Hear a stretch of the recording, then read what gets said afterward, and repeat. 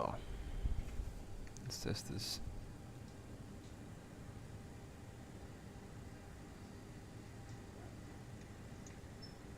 Okay, I think you can hear me, guys. Okay, welcome back to another stream on my channel after a really long time. I think almost a year ago. Yeah, I think the last stream was almost a year ago actually, when we were flying from Athens to Thessaloniki and then from Thessaloniki to Nürnberg. That was actually a real route that was flying actually a couple of days before that stream. So yeah, no, today we are flying a route that I'm unfortunately not flying in real life, or that I've today we are flying a route that unfortunately I've not flown in real life and that I'm not going to fly in real life. It's just a route that I really like with a plane that I really like. It's with the 757-300, and as you can already see, for some people that are a little OG, you can probably already see that this livery here is not it's not just some livery, it's actually the Condor, ex-Condor 757-300 livery. Normally there should be a heart here, or let's say like a Condor sign. You can already see it's like the exact same colors, we have the exact same livery pattern here. This is new of course, but except this, everything is completely Condor-like, and also the cabin. Unfortunately this is not the case here, because it's just a standard flight factor cabin for the 757. But if it comes to the real one, if you watch like trip report videos, you can actually see a completely old Condor cabin from the 757-300. In this case it was a Delta Alpha Bravo Oscar Foxtrot. It was you know, being like, yeah, I'm kind of struggling with the English words right now, because it's actually a long time that I've spoken English. Holy shit. Yeah, this plane was actually being put out of service in 2020 from Condor, and then came, I think also in 2020 it came to SkyLine Express. That's a Ukrainian airline, as you can already see. And since then it's there, and it's also, and that's the amazing thing, it's also flying to Nürnberg. So it's actually an airplane that I'm able to see, and I've already seen it in real life flying over my house with those amazing RB211 engines. Hello Vintage Pilot 24, welcome to the stream. Yeah, no, I've already seen this plane flying over my house, and it was so nice. It was so amazing. Of course at night, because this plane is actually flying those routes at night, so we are not flying this route at the correct time. Normally I should start at around, let's say, 20 PM, you know. That's not what I'm doing, because, you know, we have Saturday, it's a nice sunny day here in Antalya, and it's also a nice sunny day in Nürnberg, I guess. So yeah, why not fly in this route on normal daytime? That's very nice. And yes, of course, it's Xplane 11 here. Most people probably are, how are you doing today? I'm doing really good. What about you? Or how about you? Yeah, we are flying Xplane 11. Some of you may ask yourself why I'm not flying Xplane 12. Well, because Xplane 12 is not working for me at the moment. When I started, it always crashes or freezes in the loading screen, and furthermore, I don't have the 757-300 in this simulator. So I'm just, in the end of the day, I can always come back to Xplane 11 and fly there. This sim is just always working. You know, that's something really nice. Okay, let's actually go into the cockpit, and with that, I'm doing okay. Just woke up from a nap. Oh, that's good. That's good. Sleeping is something really, really important, my friend. So let's stay in the cockpit for now and check if we. Oh man, my English is really a big struggle now, because I'm not talking that much in English recently. It's just, I mean, I used to do it, but now not anymore. And okay. So first of all, let's go into the overhead panel. Or let's first of all do like a preliminary pre-flight checklist. That's something that I already have in my hand here. I actually printed it because I'm such a big fan of this airplane at the moment. About to do a flight while I eat dinner. That's a good idea. That's always nice. So battery switch is on, or let's say it's on auto here. No, sorry, the battery switch is on. The battery switch is on. Standby power selector is also on, in this case on auto. Landing gear lever is down, as you can already see here. Bus tile switches, these two here are set on auto, that's also checked. iOS mode selectors are on, okay, and we have the align lights here. We can see the align lights flashing on and off. The on DC lights have, of course, extinguished, if you say it like this, yes. English is hard even for native speakers, yes, that's true. Oh, I mean, yeah, I'm not sure. I think English is a relatively easy language, to be honest. I don't wanna know how it is for people who need to learn German, or who need to learn fucking Chinese or something. Must be even harder, you know. But yeah, English is sometimes it's not easy. If you don't speak it that much, it's kind of hard. Also for me personally, you know. Okay, the align lights are flashing on and off. Park and brake is set, as you can see here. We can see the park and brake light, so the park and brake is set. Aircraft is not loaded. Let's actually do that now. Let's go into the EFB here to ground. You go to operations and you go to ground. The PAX number, now we need to switch to SimBrief. I don't know if you can see this window now or not. I hope so, because that would be really nice. For PAX we have 228 passengers today. Let's put in 228 like this.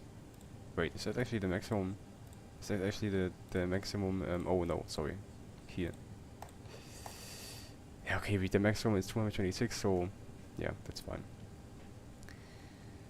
I don't know, I'm a native English speaker who doesn't know a second language. Okay, I understand. Cargo rate, we have 5.7 for the cargo, 5.7, in this case 5,700 kilograms, just like this. Fuel rate is going to be 700, so 17.0 in this case. No, not 1700, it's actually 17,000 kilograms, just like this. And now let's make sure that we can open the doors so everything can get loaded also properly. No, not these ones properly. Yeah. And now let's go to load, and now the airplane is being loaded. We have 17,000 kilograms of fuel. Cargo 5.7. PAX number is actually, yeah, just fully loaded with PAX. Alright. Now we have this. Okay, they actually, I can see it on my checklist. There are actually 3 pre-flight checklists. We're actually going to do this now step by step while the airplane is being loaded, because yeah, it's just a.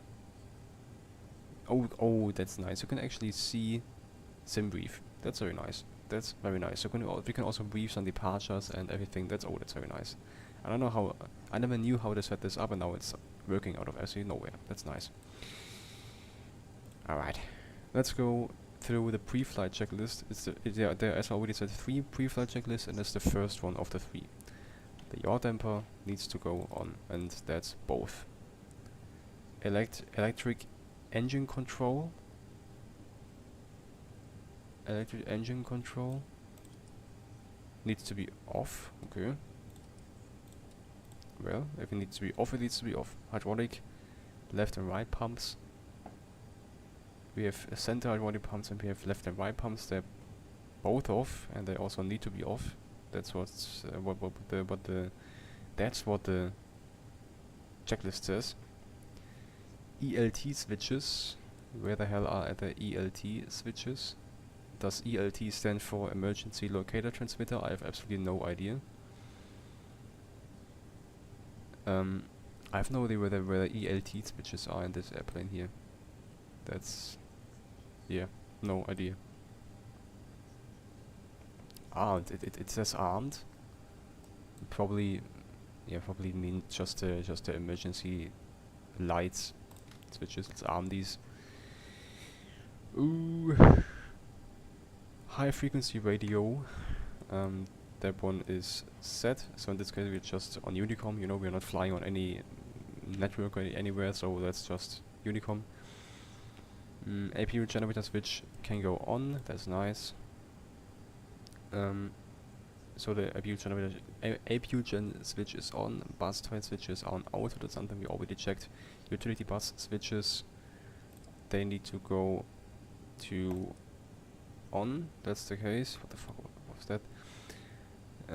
Generator control on, yes. APU selector if no GPU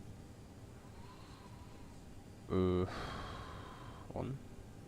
APU selector if no GPU on. We have a GPU, so that's not necessary. Or actually we need to put on the APU because it's incredibly warm here at the moment. I think, yeah, 35 degrees, we can't live without the APU in this case, so yeah, definitely APU on. One-way turn-off lights are off, that's checked. Emergency lights switch guard closed, yes, that one is closed. Engine limiter switches both on. Yes, they should be on now. Engine ignition selector 1 or 2. What the fuck?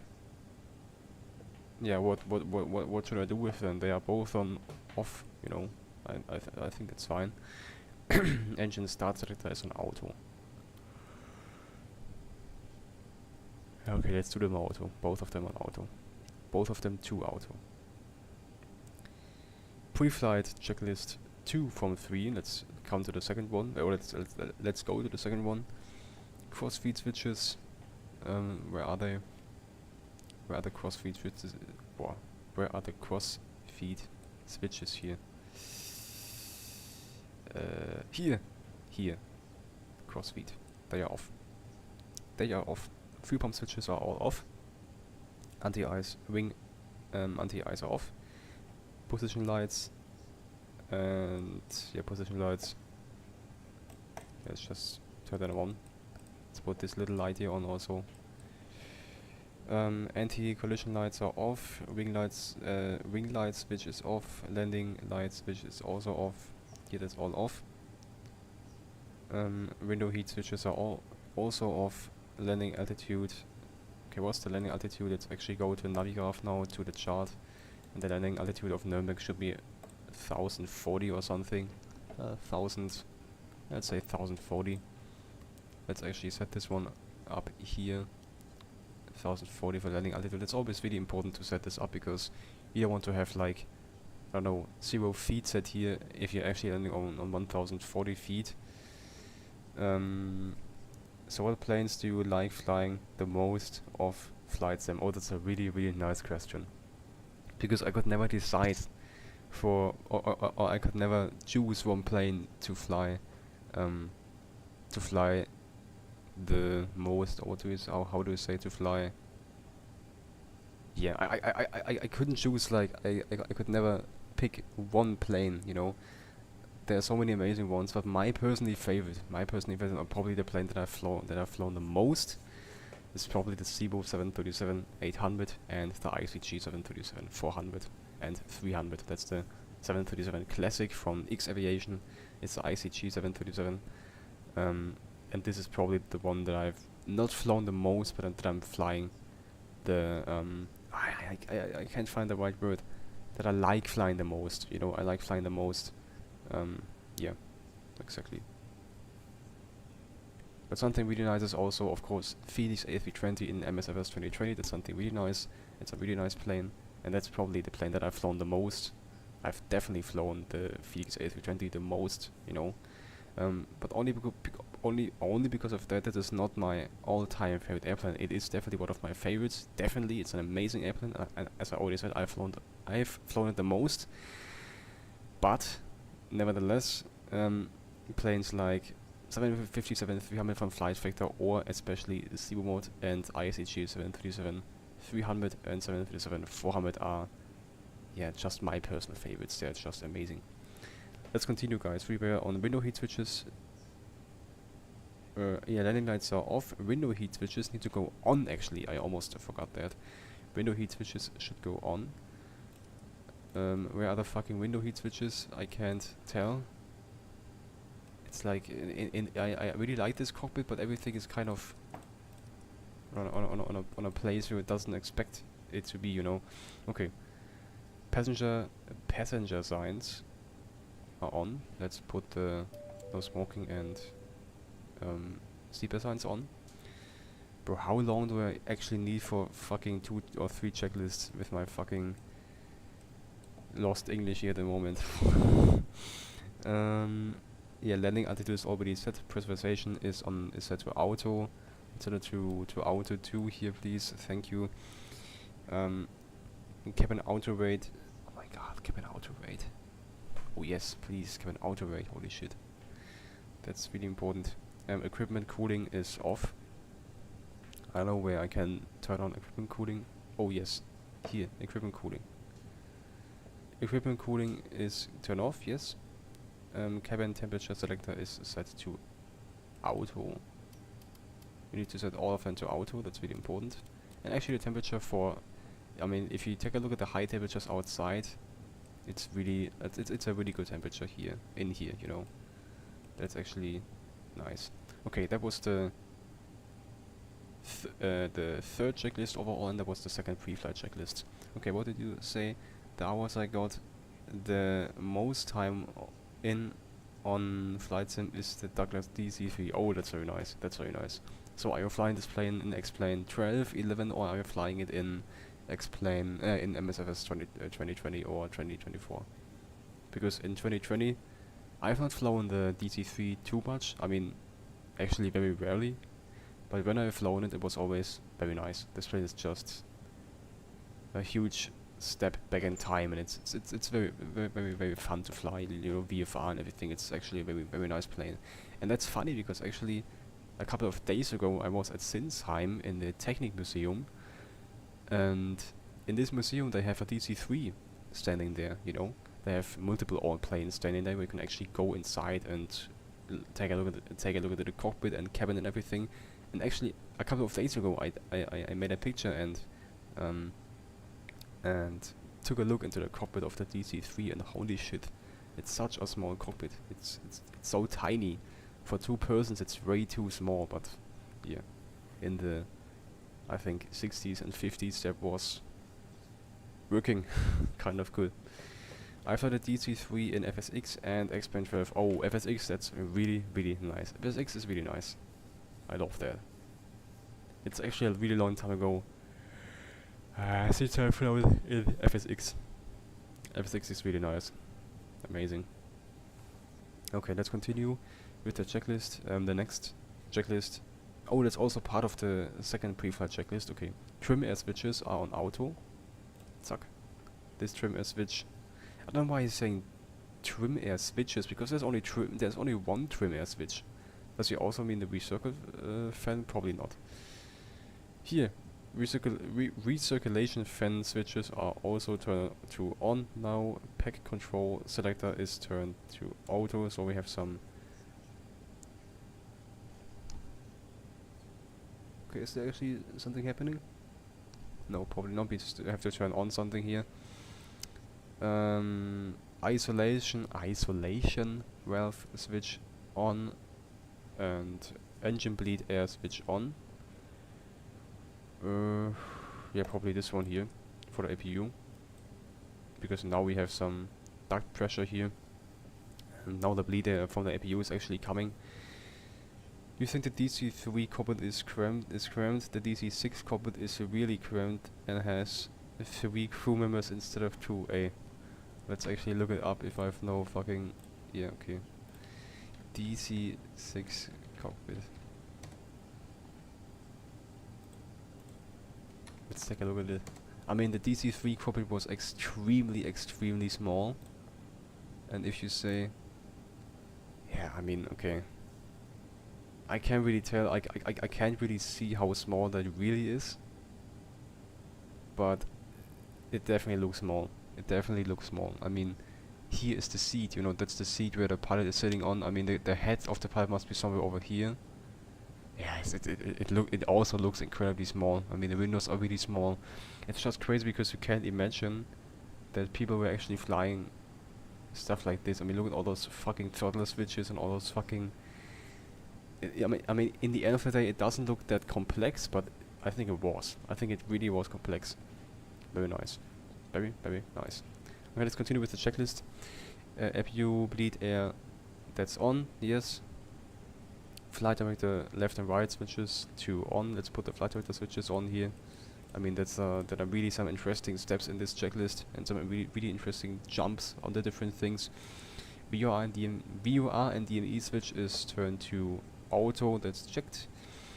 Oxygen test, finally something nice. Now oxygen test. Here we need to. Oh no, that was a. Can we actually see something changing here? Probably not. Okay, yeah. Oh, here we can see the oxygen pressure. That's 1726. That's actually fine, or that actually looks fine. In the Airbus A320 it should be minimum 1800. Here it's 1700 something, so that's okay, I guess. Yeah. Let's continue with the checklist. Battery switch. Battery switch? Bro, the battery switch is on for like the last 30 minutes. Crew oxygen. Where can I check the crew oxygen? Okay, I have absolutely no idea where I can check the crew oxygen. Flight director, source selector, first officer, captain, okay. Left instruments, source selector, blah, blah. EFIS and IIS and air data switch is off. Yes, I think so. Altimeters. Perfect. Now let's get going. Let's get going a little bit. We are at Lima Tango Alpha India, that's Antalya. QNH is 1005.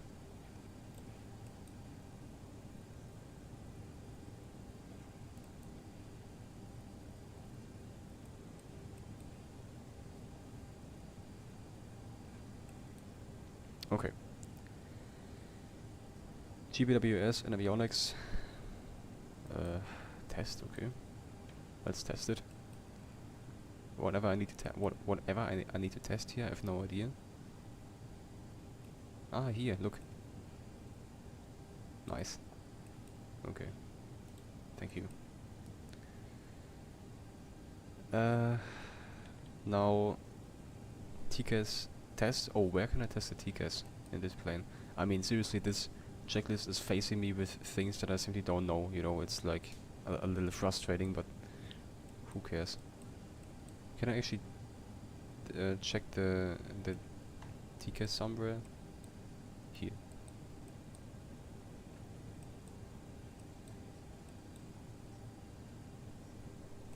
I mean, there's not really happening something, so fuck this.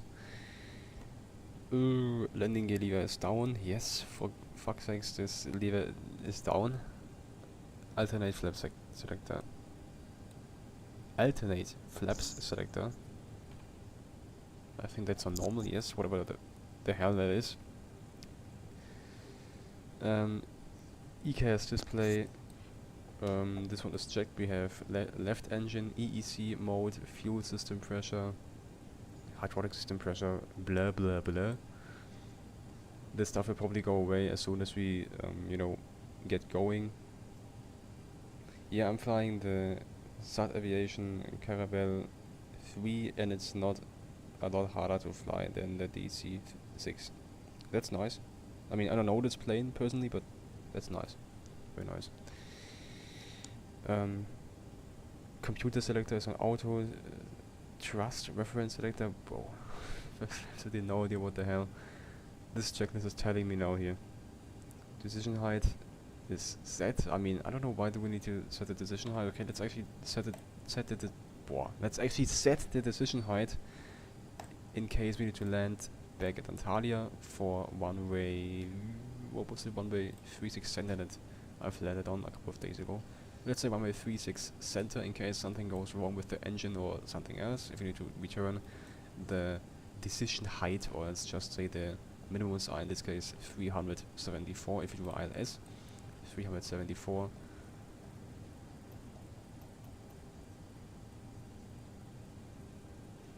$372, so there was no 374. Perfect. Let's actually also set up the ILS here, so we the IRS, so we can continue with the pre-flight stuff here.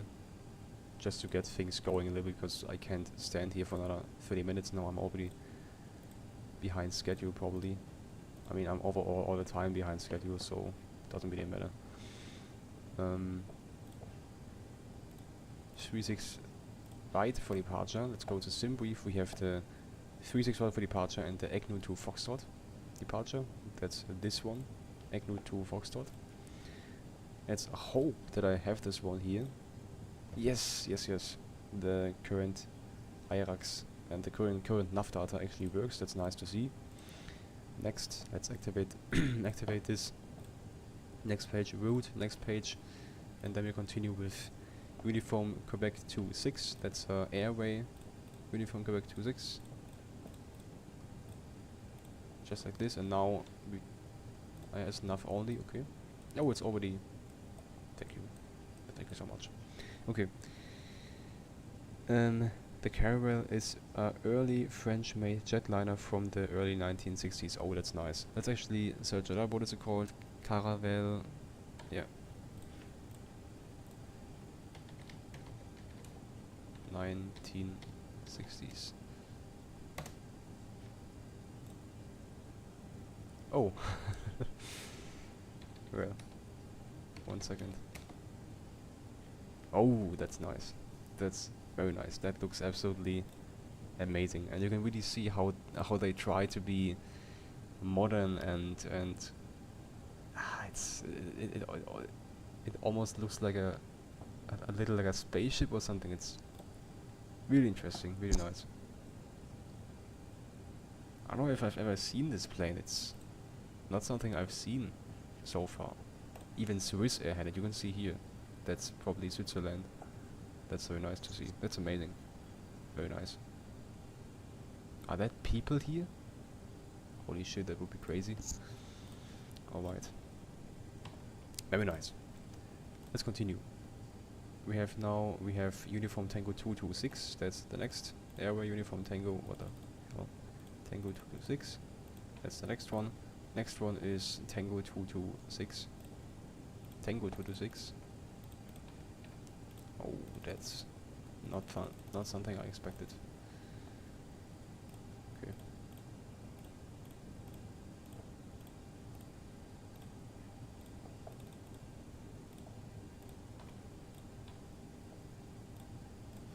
Let's go to Veranda here. We are SkyLine Express 131. Okay. No.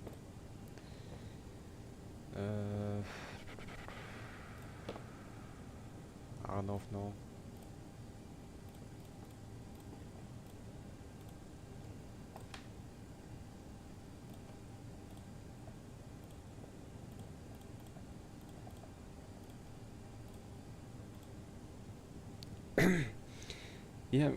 Yeah, I'm actually flying the United delivery right now. Oh, that's nice. United. I think that looks very nice. United. Oh yeah. Yeah, that's a picture I've already seen a couple of minutes ago. Yeah, that looks nice. That looks really nice. Amazing.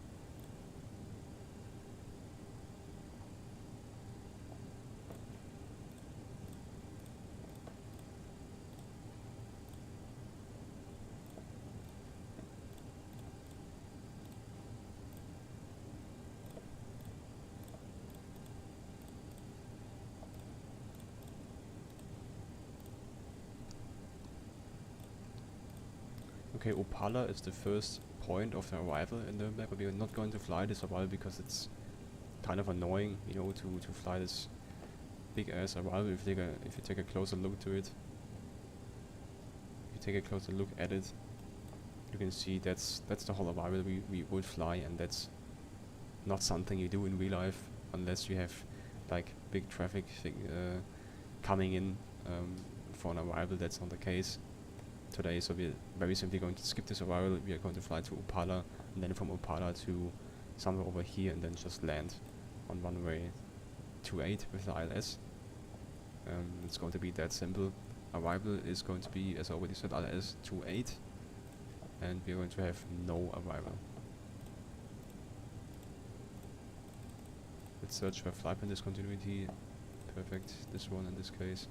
And that's just what I said. We're going to fly from Opala directly to Delta November 437, and with that it's basically done.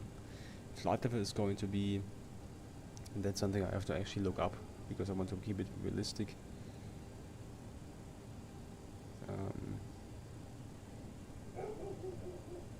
Okay. The last flight was on, when was the last flight? That was on the 27th of July. And yeah, it was on flight level 3-4, so that was the first flight level, and also the flight level that it just stayed on, 340. Thank you. The cruising wind, or the average wind, if you take a look to sim brief, is coming from 263 degrees with 20 knots. ISRDEF, I have absolutely no idea what that is, but I'm just always typing it into the fucking FMC. 11, just like this. Transition altitude here in Antalya or in Turkey is actually 150, or let's say 15,000 feet. Cost index is going to be 120. Reserves, our reserve fuel is going to be 4.1, I think it's something like 4. No, it's actually something like 4.0. Let's take like 4.0, something like that. Zero fuel rate, we can just click here because the plane is already loaded up. Takeoff, and that's something that's always annoying me. I don't know why this page is not working properly, or what I can do to make this page work properly. We can't see any flaps or CG or trim setting here. We can't see that. All that's setting here is pre-flight complete. If you go to index, I go here, and then I go to takeoff, and it looks like this. So there's only one page. This page is it looks completely incomplete, and I don't know how to do it. You know, it's a newer version of this plane, of the 757. It's probably the latest version of the flight factor 757, but I have no idea where I can fill in all the data and where I can also get it from. You know, I mean, if I click here, that's just invalid entry, and that's it basically. So no idea where to get this data. Okay, temperature is 36, so it's really warm here. And yeah, for the V-speeds, let's just take something, because I have absolutely no idea where to find it and how to get it in there. We're going to take off with flaps 20, okay. And that's basically it for the pre-flight stuff. Index, performance, yeah, that's something we already have. So yeah, I have no idea how to do it properly, you know. No idea. Approach is also not somewhere over here. So yeah, doesn't really matter now, that's okay. Type in the local temperature, yes, that's something I did. But the other pages didn't, the takeoff page didn't, it didn't increase or something, you know. It didn't complete the rest. So I can dump in the local temperature, and the rest is just kind of staying as it is. And I have no idea how to change it. I mean, we have something now, but it's probably not something that the plane itself would calculate. So not that bad now. We were actually stopping on the third from the 3 pre-flight checklists. But I'm not going over all that stuff again now, because it's just things are overlapping, and so the plane calculates the v-speeds from your performance refs. What do I mean? Like, I mean, if I as I already said, if I click here, normally the plane should like calculate it by itself, just like it did a couple of years ago. But it doesn't really do this, you know. So I have no idea where I can find the v-speeds. That's the only thing. I just don't know where to find them. That's the only thing. If I go here, let's see, is something here? Probably not. Airplane. Let's close the doors, and yeah, also GPU. We don't need the APU anymore. Just remove all. So here I also can't really find anything here. Optimize CG, no, that's not the case. Yeah, I don't know. Doesn't really matter now. Okay, now let's actually continue the little flow here. So IRS is on, the engine control, electric engine control switches left and right need to be on. It's also put on the hydraulic pumps now, because that's something that the checklist said we shouldn't do immediately. Now we're doing it. Passenger oxygen, I don't know, I think that's something that's running automatically, so I'm not touching this. Hydraulic pumps, sorry, fuel pumps are actually coming on, because we've also something in the center tanks. Also the center tanks are coming on. Anti-collision is also coming on. Window heat, I'm just always putting this to USB, who cares. Passenger signs are both on. I'm not touching this. The auto rail mode is set to the little triangle here. We have the auto 2 mode for the pressurization mode selector. Okay, nice. We just let everything be here as it is. If it comes to the lights, the flight deck and forward cabin and after cabin temperature are set to auto, trim air is on, all that stuff is on. Let's prepare the pushback so we can actually get out of here. Please show me where you want to go. And as soon as we are starting to push back, I'm going to turn off both packs to start the engines. Throttle, as already said, is 340. So let's actually also set this up. One-way heading is going to be 000. That's very simply actually the one-way heading that they have here. In this case it's 360 what's standing in the charts, but this plane doesn't have 360, so that's fine. Here you can see it, runway 36 right, 360 for the one-way heading, or one-way course, and I'm just going to copy this one. Alright. Gut. Sehr schön. Let's also put the auto brings to RTO already. QNH is also already set, that's nice. And the rest is just, yeah, basically set up.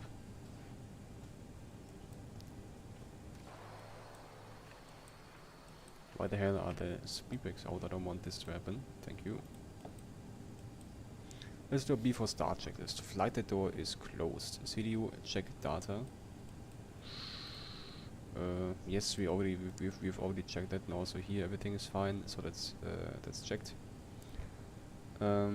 Exterior doors are all closed. That's something I already did. Windows closed. Pushback is already requested. We can release the parking brakes in a couple of minutes, in a couple of seconds. I mean, right electric pump switch on. Yes, right electric pump switch. You mean the fuel pump, or what do you mean? Center 1 and 2 electric pump on. Yes, we have all the pumps on. Left electric pump switch on. Left and right fuel pump switch on. Hey, why is this checklist so complex? Center fuel pump switch on. Yeah, just the fuel pump. They are on. They are on the fuel pumps. Thank you. Anti-collision lights are on. record button. That's very important step of this checklist finally. Okay, record button, we have right engine shutdown and left engine shutdown. Okay. Center, left and center hydraulic electric 2. I'm just going to keep this stuff on now. It's going to extinguish as soon as the engines are running. FNC message. We don't have a FNC message on the left. FNC, we have something on the right. Okay. Park and brake, yes, that's on. Power transfer unit. Not working, or what's wrong with this thing? Doesn't matter. Let's just release the park and brake now. Yeah, record button is checked, stabilizer trim is set in, and that's also a problem. I can't set a trim, you know. I'm just always setting on something like 4.5, you know, and that's almost always fine, but I can't really set out the trim. Because we don't have this this setting, you know, in the FNC, in the EFB or in the FNC. That's simply not there. Okay. Fuel is checked. We have at the moment we have in total 17.9 tons, and the pumps are on. We are also starting the first engine now.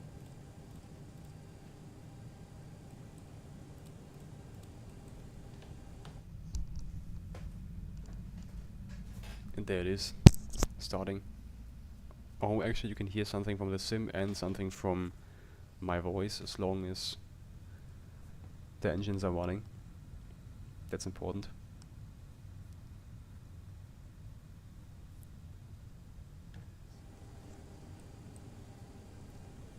Okay. Second one.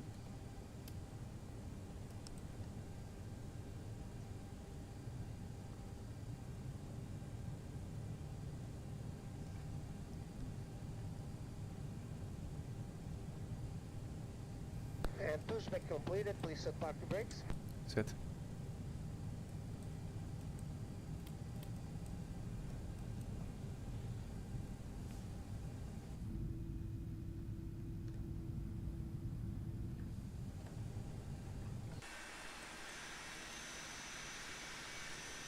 Okay. The first engine also started now.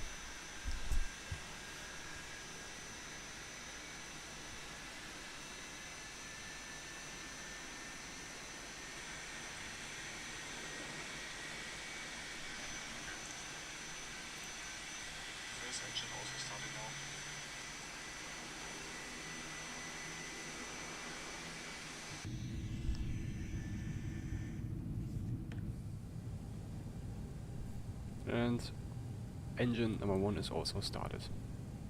Perfect. So now let's do a little flow again. Here Okay, everything thank is you very fine. much. So Yes. just hold position and wait for my hand signal. Okay, thanks a lot. Enjoy the flight and see you next time. Bye bye. Thank you so much. Here everything is fine also. Okay, let's first of all turn the packs on again. The APU connection to the air conditioning off.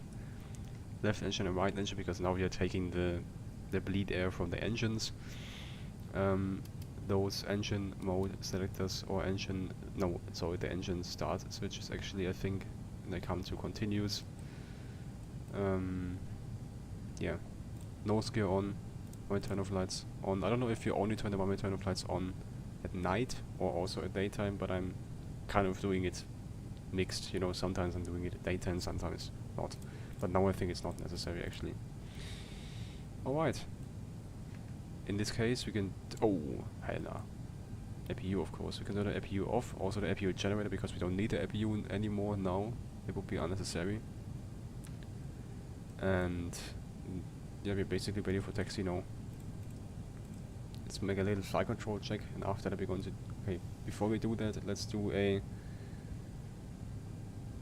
the engine start checklist, or let's see what we miss in the engine start checklist. Pack control selector was off. Engine 1 and 2 start selectors on ground. Yes, that's what we did. Oil pressure increase. Oh, we didn't see if oil pressure increases, but doesn't matter now. Everything worked fine. N2 rotation minimum 18%. Verify. That's actually something that we could have done. I didn't do it. Fuel control switches run. EGT increase, verify, repeat for each engine. Yes.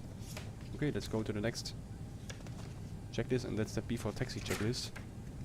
I really don't like this checklist, to be honest, because it feels like unnecessarily big.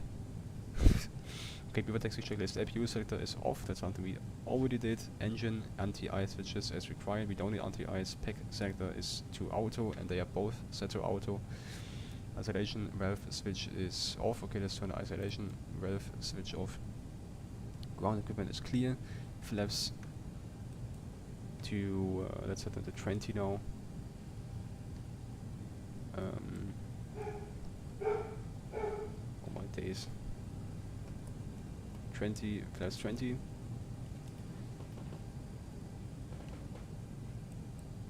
That's checked. Flight controls, finally.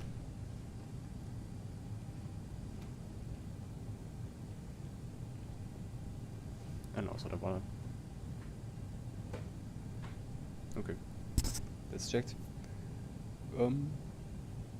Status and ICAS display is checked. Transponder is checked. We have only, just 2000. That's fine. Anti-ice, we don't need that.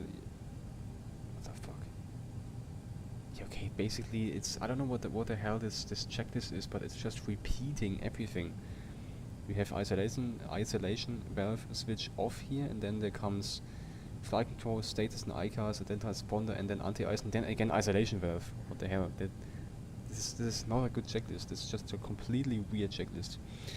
Okay, yes, again isolation valve switch is off. Yes, that's something we did. It is off indeed.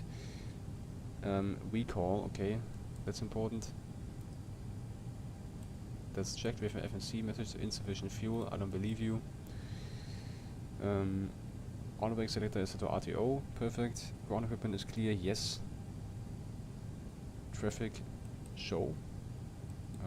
Yeah, not now. Not now. Time.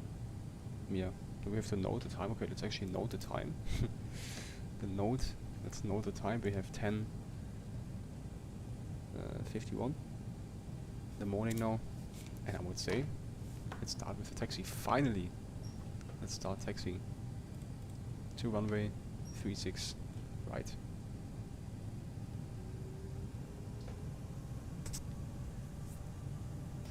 Next checklist is going to be the before takeoff checklist, and the first step on this checklist is takeoff briefing is reviewed. We didn't really do a takeoff briefing that much. I mean, we talked about the V-speeds a little bit, but we didn't really make a classic takeoff briefing. Something we can actually do is... So. Kommst du mal live bitte? Kommst du mal rein, Livestream bitte? Hä? Ist jemand da? Ja, 3 Leute. Echt? Ich weiß nicht, wer das ist. Keine Ahnung. Ja. Da schreibt niemand irgendwas. Einer schreibt etwas, aber sonst nicht viel. Nee, nicht immer. Kannst du auf Discord dann kommen oder so? Können wir wegen den Stream unterhalten. Zusammen, ja. Jetzt frisch. Ja.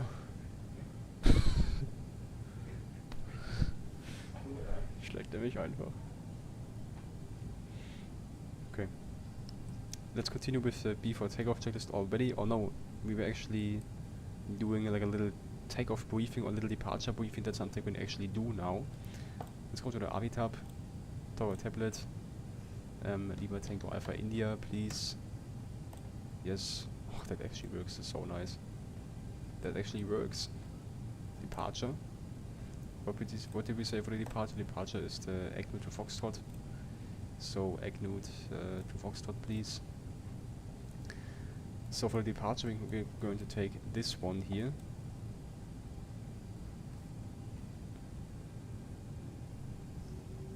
Alright. And we are here now, and we're going to take off. Of course, the one-way course is 360, but basically directly after departure we want to turn right heading 016. So let's actually put in heading 016 here already in case something with the LNAV doesn't work properly. Heading 016, maximum 210 knots at Alpha India 640. In this case, this point here, Alpha India 641, Alpha India 660, Alpha India 661, and then at Alpha India 662 we need to be below 10,000 feet or something. Yeah, probably a little annoying because probably the plane already wants to climb above this altitude at this point, but it doesn't really matter now.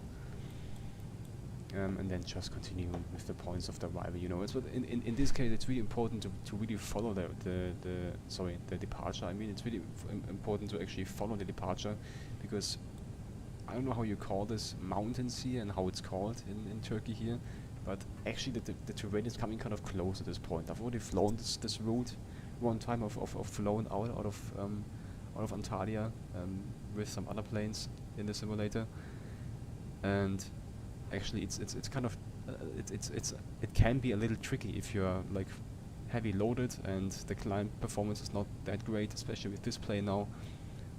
It can be a little tricky with the terrain coming closer, but it shouldn't be a problem. So guys, there we are. Let's do a before takeoff checklist and then we can just go. I mean, before we do that, we can just hold short of runway 36 right, and then we can go through the checklist.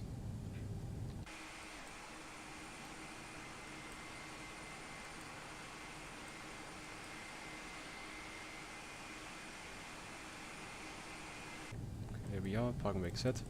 Before takeoff checklist. Takeoff briefing is reviewed. Packs selectors are on auto. They are on auto. Flaps takeoff. You mean takeoff flaps are set to 20. Stabilizer trim is set. Flight controls are checked. Cabin is secured. Yeah, prepare for departure. All right. Taxi and takeoff runway. Oh, taxi and runway turn-off lights are off. Why do we turn off the taxi and runway turn-off lights? Why is that the case? I have no idea. I would just turn them on now, and also the landing lights, because we are about to take off. Time is also noted. For fuck's sake, let's fucking note the time again. We have 10:56. Okay. Let's also put on the, where can I do it? The chrono or something like that. Wait. Is the timer already running for 1 hour and 6 minutes, bro? We have really spent time for 1 hour and 6 minutes on the fucking ground. Holy moly, yes, that's that was actually the case. What the hell? Okay, let's start it again. Start it from the beginning. Timer. Time is noted, fuel is checked. Let's check the fuel momentum again, and it's totally fine. Totally fine. Okay, takeoff checklist. Obtain clearance? What the fuck? Obtain? What the hell does it mean? Weather radar is off. Terrain display is also not needed right now, but as soon as we're in the air we can actually turn it on because of the terrain that's in front of us. Anti-collision lights are on, landing light switches are on, transponder is on TARA, that's also really important. TARA, that's checked.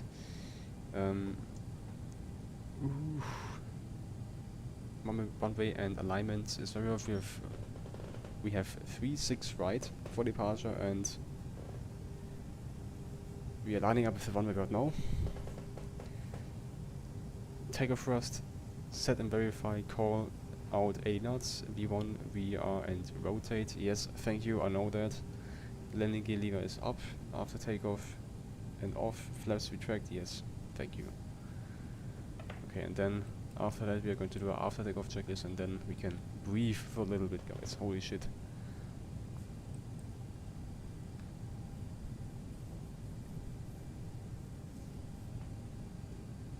I mean, for the 737, those checklists, they are so small, and here, I don't know why. What did you say?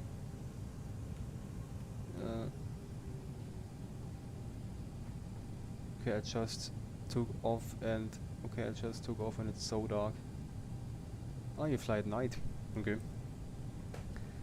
Okay, there we are, lined up with the runway, and let's do it, guys.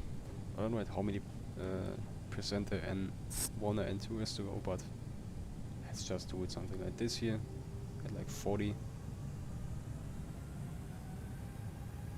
And we are stable.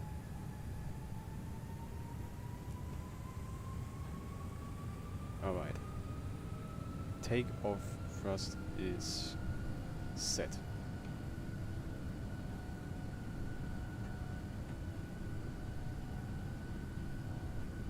Speed is slowly rising up. And 80 knots, checked.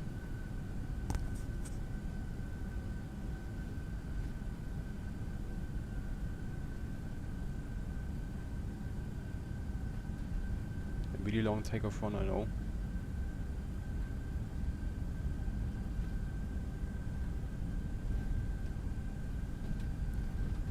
B1 and rotate.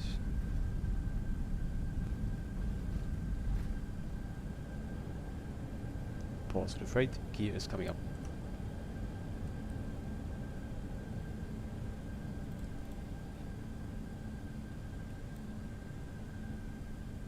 And let's directly follow what the LNAV says.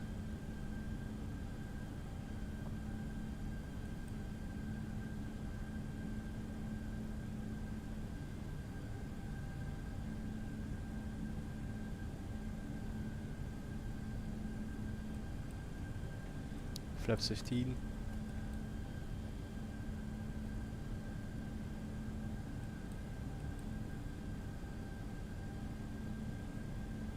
And flaps 5.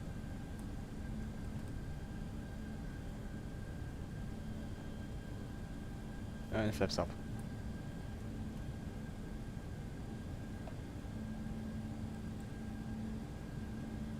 Let's get the nose up now.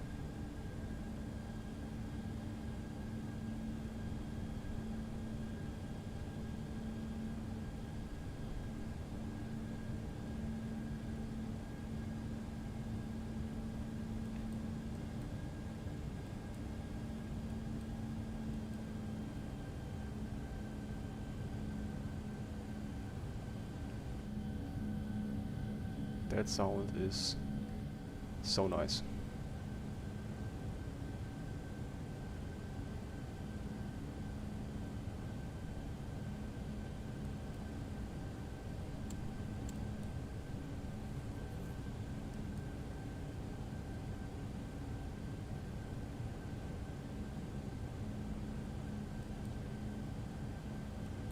Next reload's off, momentary flights also off, we don't need them anymore.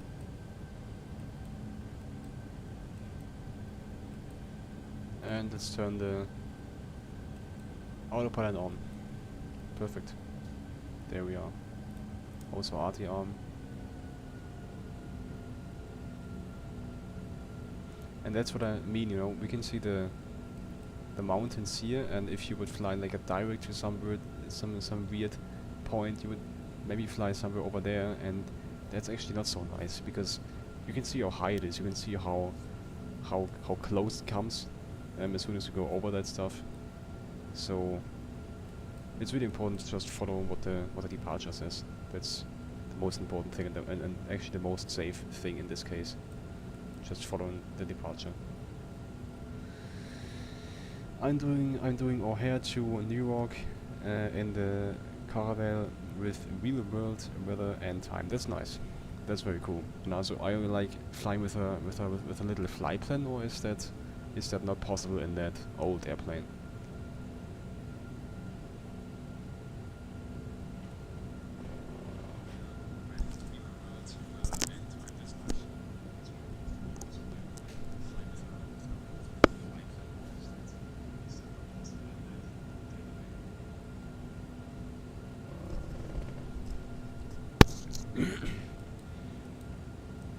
Okay, we can set the decision height to 0 again because we don't need it anymore.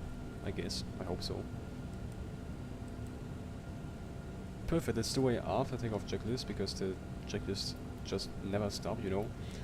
pack selector is on auto, yes, that's verified. Landing gear is up and off. Flaps up, yes. Flight at 100 and landing lights off. We are reaching 100, or we are reaching 10,000 feet almost.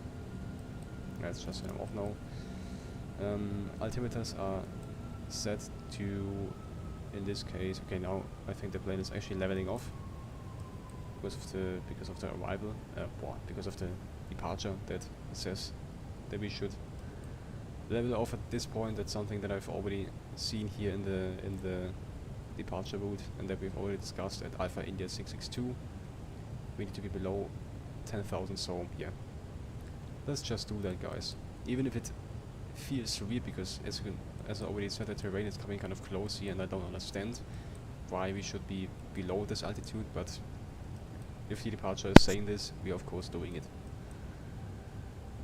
Alright. Next point, or next step of the after takeoff checklist, or next item of the checklist, altimeters are set, and in this case it's still 1005 because the transition level is 150 or 15,000 feet. So I have to fly VOR to VOR in the car. Ah yes, okay, that's nice.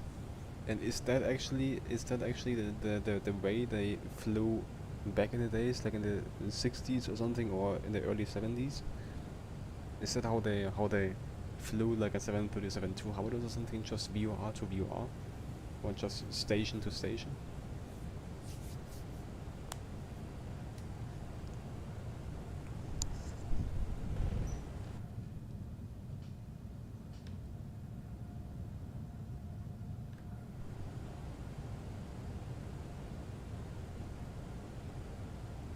Okay, because we have no ATC and because we don't have to do everything that this little weird departure here says, we are just flying direct to Alpha India 663 now. Okay? Oh my days, we have to do it via the fucking direct page. Alright, let's do it. And now the plane should be able to climb a little higher, and I think that's also what's happening. Yes, you can see the nose coming up, so that's perfect.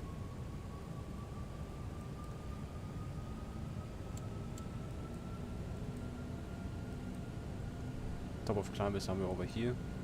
Let's go to the progress page and see, sorry, to the cruise page and see, okay, the optimum is 320, but it's not really saying what the maximum cruise level is. Yes, it was the way they flew back in the day. Oh, that's nice. That's very nice. And probably also, I mean, I really wonder how they did it if it comes to weather. If it comes to the weather, because I don't know if they had like weather radars, you know, and if they only flew like from station to station and from VOR to VOR or NDV to NDV or something like this. It must be like you can just fly directly to a different point if you want to avoid weather or something. It must be a little challenging, I can imagine. That it's actually a little challenging. DefenC is a pretty new invention coming out in the 1970s. Before that, it was mostly doing VOR to VOR. Okay, very interesting.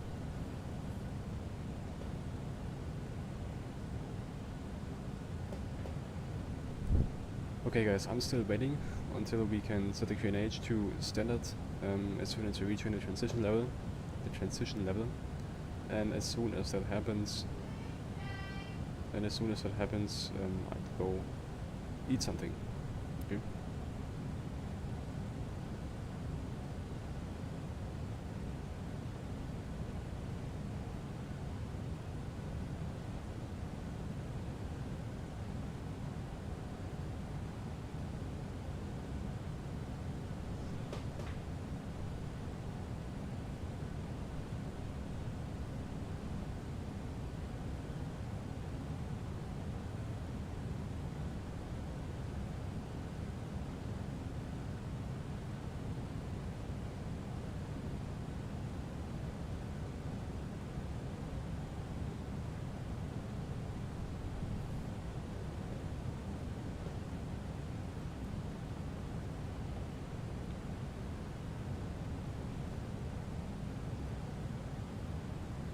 Alright, there we are.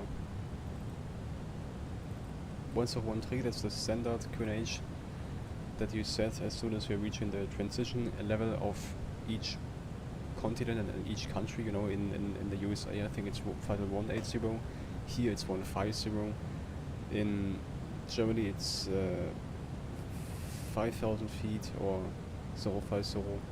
So yeah, it's everywhere it's a little different, you know.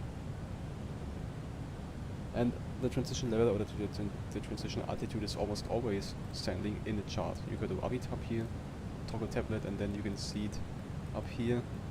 Transition altitude is 150, and I think the transition altitude can be different than the transition level, but that's something I'm not 100% familiar with.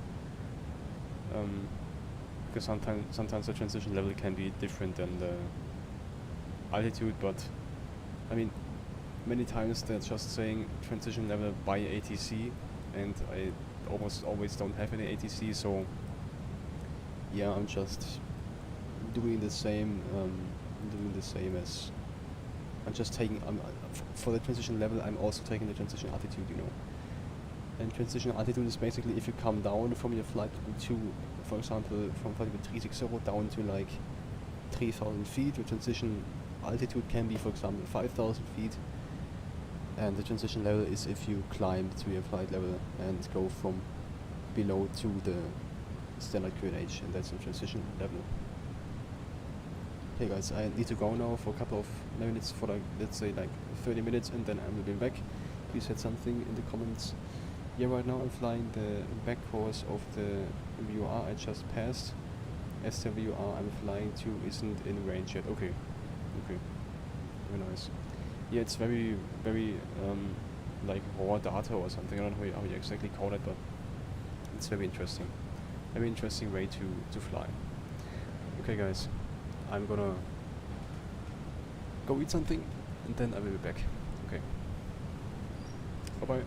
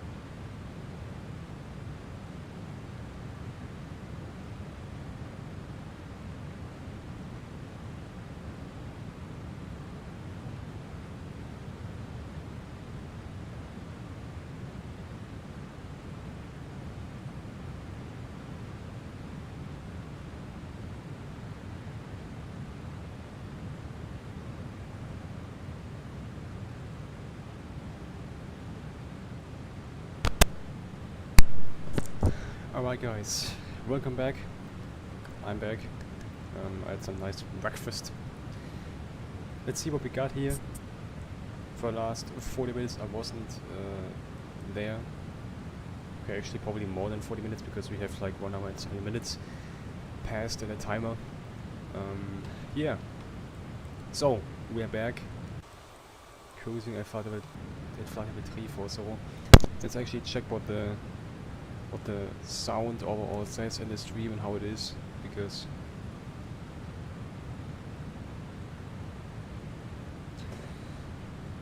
so before I do that I'm gonna finish something really quick and then I'm gonna check the sound, because for me personally the sim sounds kind of loud and I often don't know how it is for you guys, so somebody of you need to give me a little update.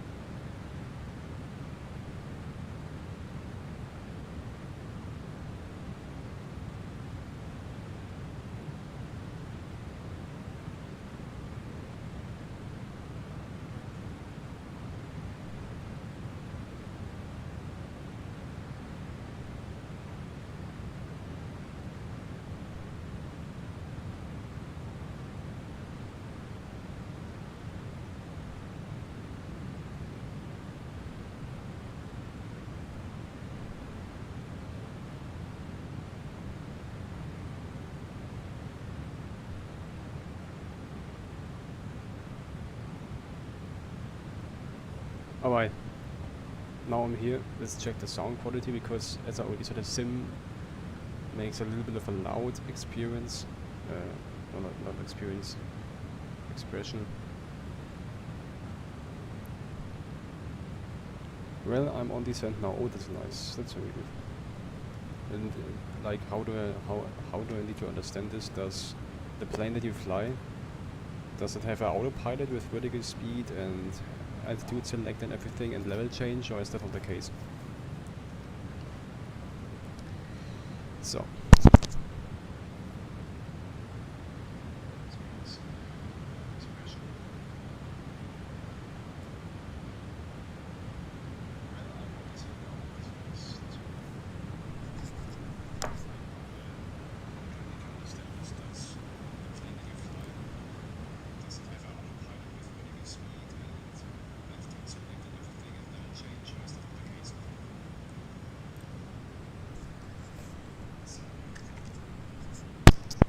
Okay, I actually needed to drop the volume a little bit of Xplane 11 because if I wouldn't have done that, I mean, you probably still could hear me, but the sim was a little too loud. Okay, what do we have here in the ecam? We have center right and center left fuel pumps. Yes, there's no pressure, of course, because we have no fuel in the center tank anymore, so we can turn them off. Perfect. Very nice. Okay, let's call somebody now.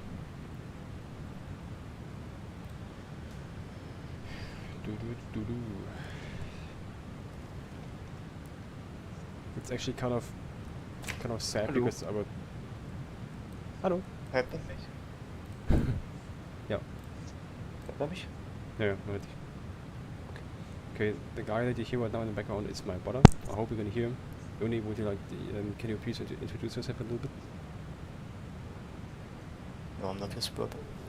Huh? What? Really, what did you say? Wait. Really, introduce yourself, please.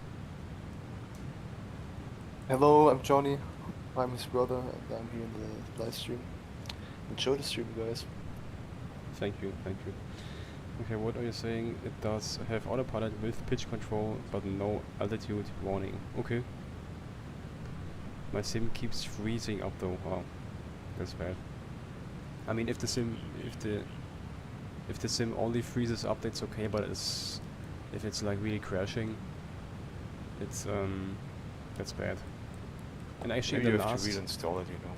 Maybe reinstall it or new graphics driver. yes, that sometimes that can help, but not always. Can you say something, Yuri? Yeah, hello. Okay, now it's better because you are kind of loud. Yeah, you know, of course, Sorry. reinstalling the sim can help, but it doesn't fix all the problems. Yeah, sometimes maybe it's a plugin or a plane or something, or Yes. the graphics are too high. It's like there can be many reasons, you know. Yes, absolutely. Yuri, can you tell us when was the last time you were doing like a proper flight in a flight Yeah, simulator? like 3 days ago or something. Yeah, okay, not this flight, but just before that, you know. Because I Yoni is don't know. actually Yoni is actually a ex flight simmer, you know. He did a lot of flight simming with this exact plane. Yoni actually did a lot of flight simming in the Flight Factor 757-300. Now sadly not anymore, because he doesn't really want to get back to fly in Xplane even. I'm always trying to convince him doing it, but he is not doing it. So that's also why I'm doing this stream, to kind of give him a little insight. Yeah, how amazing this plane is, how I'm flying this plane, and hopefully he will one day get back to it. Because Xplane 11 in combination with this plane is a lot of fun. Right? Possible? No, it's scenery as I'm flying near New York. John F. Kennedy. Ah, yeah. Alright.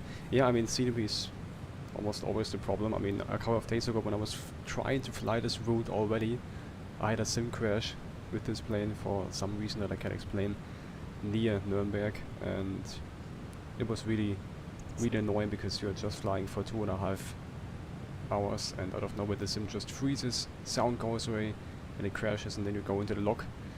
The lock, I will show you the lock here, because this plane actually has a lock. This sim, you go to the lock of the sim and go all the way down, and normally you should see something, but that's not the case, you know, it's not happening. Well, sometimes it's not happening, and then you just can't see what caused the crash, and that's the most annoying thing, you know. I haven't flown the 757 since 2022. Oh, okay. Well, I mean, 2022, it's not that long ago, you know. I mean, you could probably go back to it anytime. That's not a problem. And also Johnny here on Discord right now, he used to fly the 757 a lot in Xplane 11, and I think it would be no problem for him to return doing it, because he still knows the flows, he still knows kind of the systems, and I think he would have so much fun with it. But yeah, I can't help it, you know. I can't help it. Maybe. Maybe not. Here, another really good example of how this plane was basically a Condor 757 since 2020, and was basically, you know, how to exactly say it, ausgemustert from the airline. I can only find the German word. And then basically, I mean, normally you would see a Condor heart here or a Condor sign. In this case, it's just the SkyLine Express sign, but overall the plane looks incredibly, from delivery it looks incredibly similar to Condor.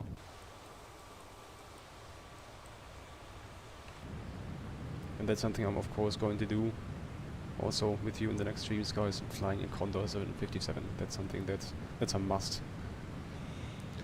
I have it installed on Xplane 12, but I mostly just fly the classic old planes. Yes, that's great.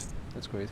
I mean, for me personally, I also like those classic old planes, but for me it comes to a point where it gets so old that I'm not familiar with the systems and with the different switches and just the systems anymore, you know.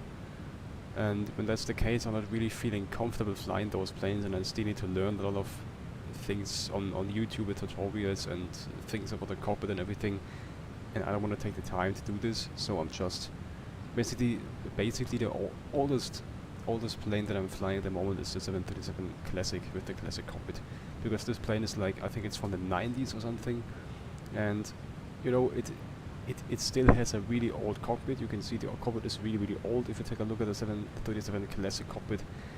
But it already has a FMC. It has the same autopilot system as in this plane or in any other 737 800 or something. It's basically looking the same from the cockpit, just really old, you know. And that's something that I really love. And that's like the oldest plane that I'm flying at the moment. Everything below that is something I really want to try one day, but yeah, I still need to get comfortable with flying without a FMC or flying without an autopilot that has this and this function that other modern planes don't have, you know. I will probably stop responding soon as I got to hand fly the arrive. Oh, that's nice. That's amazing. Yeah, absolutely no problem. No problem. You can do that. And I wish you a happy landing.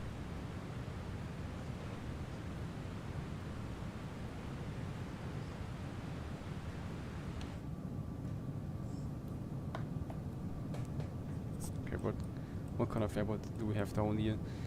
That's like the only thing that I don't really like about Xplane 11 is the fact that, yeah, it's just the scenery overall, you know. It's like everything is looking the same. You have the same pattern here over and over again, and you can really see it, you know. It's not so nice, but for me personally, I'm taking so much out of the hand flying and the physics and the whole systems of the airplane that I'm not really too much focused on bad looking rivers like this or anything else, and just focused on the plane, on the experience and on the feeling, and that's much more important than graphics for me. And that's also why, in my opinion, MSFS 2020 and MSFS 2024, these sims are not better than Xplane 12 and Xplane 11. They are not better. Of course, they're better if it comes to the graphics, but they are not better if it comes to the sounds. They're not better if it comes to the physics, and they're not better if it comes to you know, weather and wind system and you know, different weather situations. That's just not the case, especially if it comes to the physics. This sim here is just much better, and if you have a stronger focus on a stronger focus on the physics and on all that stuff, you're going to love Xplane 12 and 11 a lot more. Right, Juni? Right, Juni? Shut the fuck up! Was macht denn der jetzt da gerade? Wir sind gerade am FIFA spielen. Ja, okay, gut. Ja. Ja, gut. Ich habe gestern um irgendwie 1 oder so noch die JS32 restringt. Ja. Das ist nicht normal, wie Lando bei solchen dicken Strings oder bei solchen dickeren Strings nachtunen muss, bis die mal einigermaßen gut klingt. Also jetzt ist sie wahrscheinlich wieder Ja. komplett dunkel gestimmt. Das ist echt ein leichter Grind einfach. Ja, glaube ich.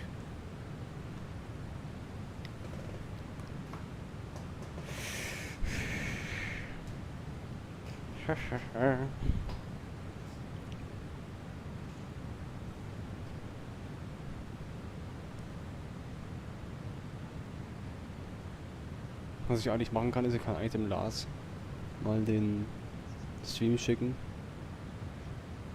Ob der da vielleicht zuschauen möchte.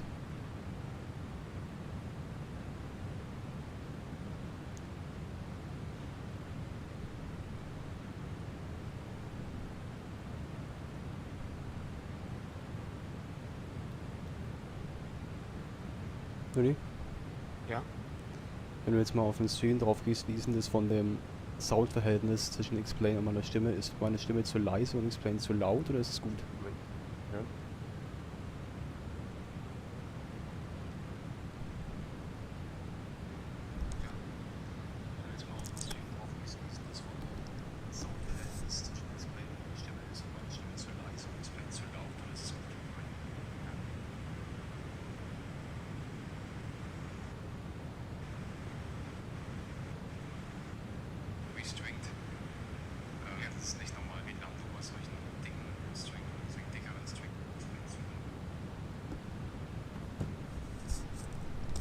Passt eigentlich, oder? Ich würde sagen, es ist gut. Okay, gut. Ich finde es krass, wie das 757-Cockpit auf YouTube auf einem kleinen Handybildschirm irgendwie fast geiler aussieht als hier vor meinem PC Ja, ja. im echten Bildschirm irgendwie. Das ist Ja, was halt kleiner ist alles auch. Ne? ja. That's the reason. Bekommst du dann keinen Bock, wieder zu fliegen. Ron, aber nicht in Elver, Mann. Guck dir mal die Szenerie an, da unten sieht alles gleich aus. Verstehst du? Ist was doch ich egal, meine? ist doch egal. Es kommt auch auf die... Ja, es klar kommt habe ich darauf wieder Bock, aber der Sim ist wirklich...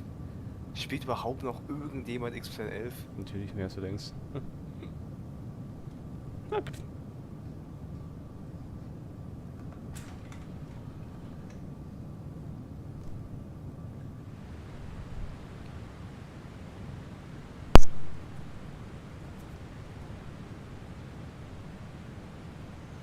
Because that's all we got.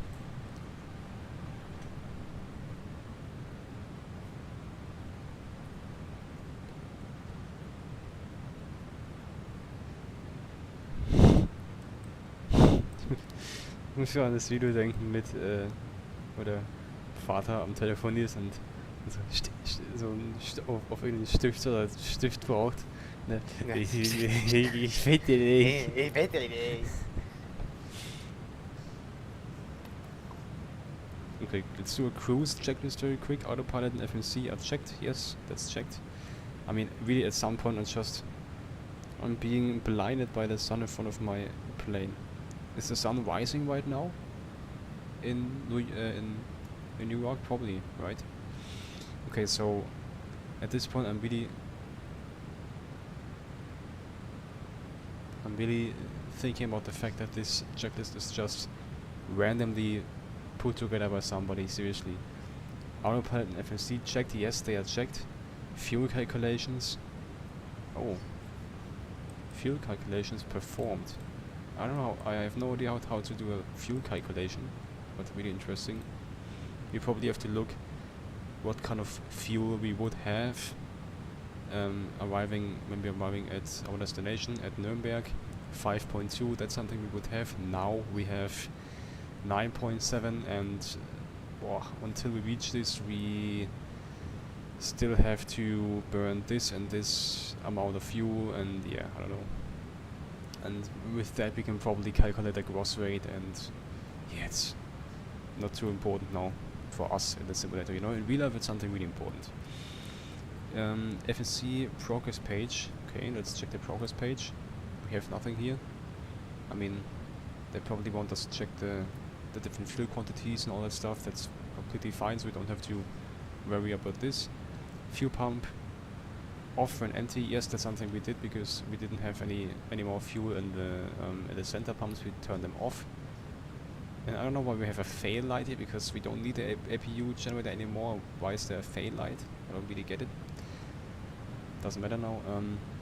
That was it with the cruise checklist. The next checklist is going to be the descent checklist, and let's actually take a look at Volanta and see how long the flight is still going. We departed at 10:44. Schedule, let's say we had a little bit of a delay, and that schedule was probably something like this, because actually we really had a bit of delay. We took a lot of time reading those checklists. Okay, we have 1 hour and 9 minutes to go. Didn't expect the flight to be that long. And we are arriving at, let's say 13 Uhr 13:30, something like that. Probably something like that, 13:30, something like that should be fine. Or 40. Okay, then that's fine. And the descent checklist says that we should begin the preparation for the descent and for the arrival 80 nautical miles before the top of descent. That's just, I think we should take that in mind, because if you go to the progress page, or to the, I don't know, to what kind of page we have to go in this case, I think it's going to be I mean, it was standing somewhere, but I'm not looking at that, to be honest, anymore. I'm not looking at where the top of descent is, and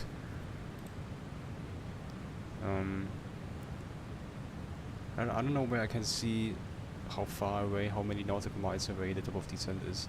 I have no idea where I can actually see that, but somewhere it was actually visible. Yeah, I don't know.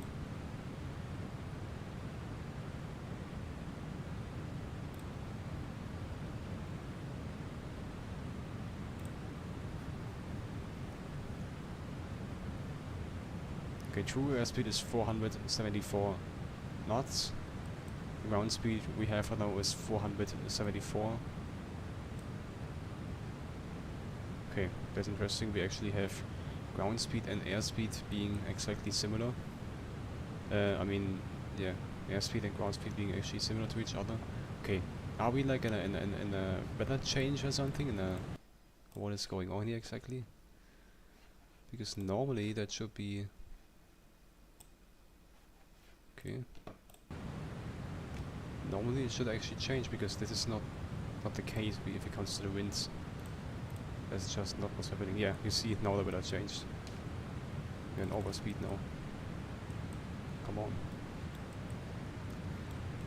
That should not happen.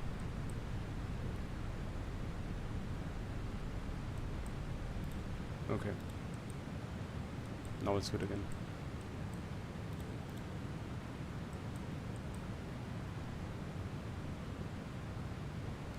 Now you can see that we're actually having some turbulence for some reason, even if we don't have that much winds up here, we have some turbulences, but that's a thing that's always the case when you're flying over the area that you have just turbulences, you know.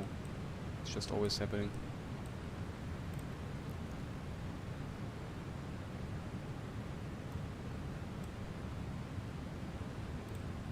Nice picture.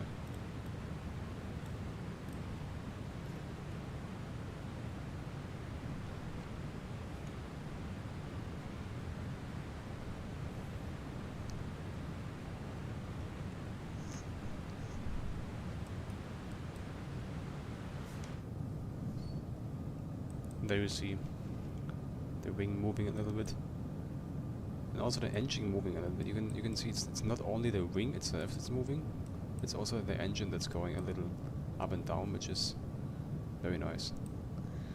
And by the way, really important to know, this engine here is the RB211 engine, and it's not standard from the Flight Factor 757 pack, from the extended version that you can buy. That's not the case. This is actually a free add-on that's a little complex to install. There are some very nice and easy tutorials on how to install those amazing looking engines, because the standard ones are looking very bad. They're not looking nice.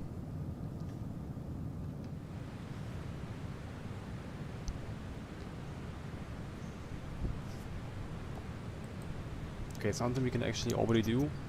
Oh, we can actually see the wind here. Nice.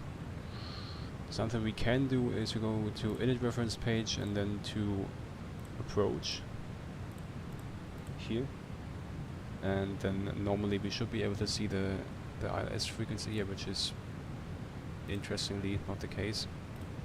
Let's see, can we see it now? No, okay, then not. Hopefully this will change.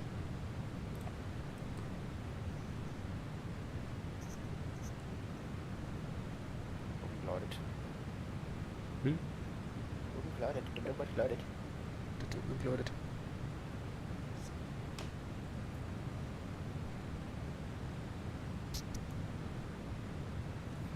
Ich finde, das 7.7-Code ist echt so ein ganz klassisches Cockpit, wo du echt teilweise Systeme hast, die einfach, die du einfach gar nicht kennst, mit denen man überhaupt nichts zu tun hat.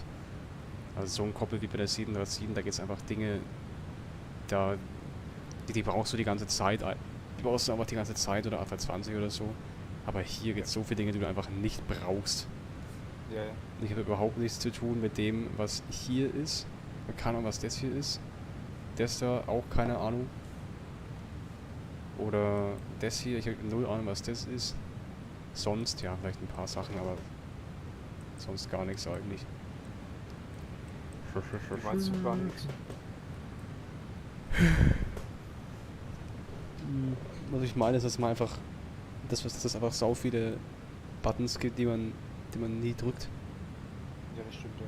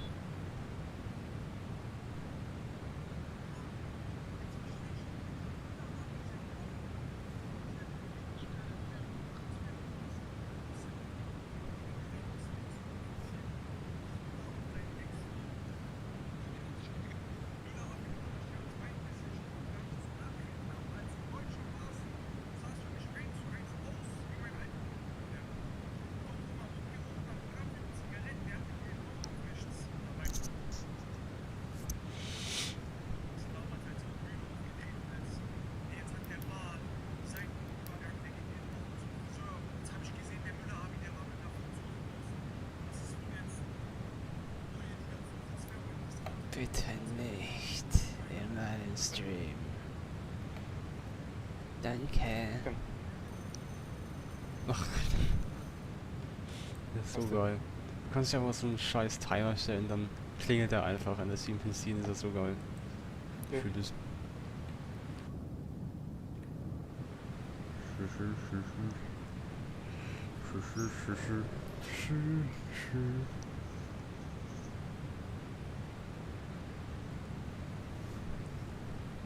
Ich trainiere so wenig Bauch, dass ich einfach immer noch Muskelkater habe von vor 2 Tagen. Und bei meinem ersten Tag im Gym vor halt 1,5 Monaten oder so, habe ich auch Bauch trainiert direkt. Ich glaube, ich hatte fast eine Woche, nee, eine Woche jetzt nicht, aber es war 4, 5 Tage lang durchgehend Schmerzen. Es war ganz schlimm, wirklich. Scheiße, was hast du da gemacht für einen Bauch? Ganz normal diese, wo du auch durchgehend Spannung drauf hast, wo du deine Arme so einklemmst und du machst halt so Crunches halt. Okay. Ganz Crunches?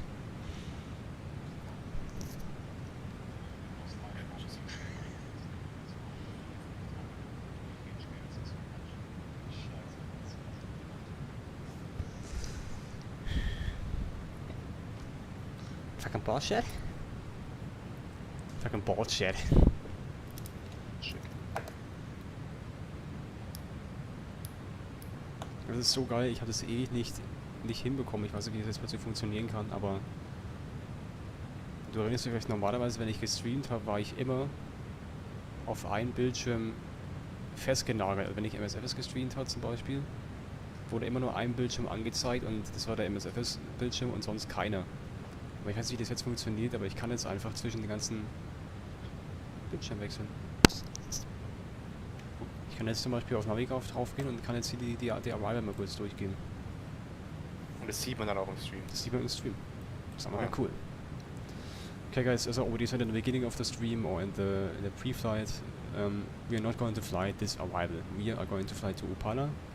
We just need to make sure that we have our clearance at Upala. I mean, as I already said, we are not flying online, so we have no clearance that's necessary. But if we would fly online with ATC, let's actually take a look at the IXEG web eye. Come on.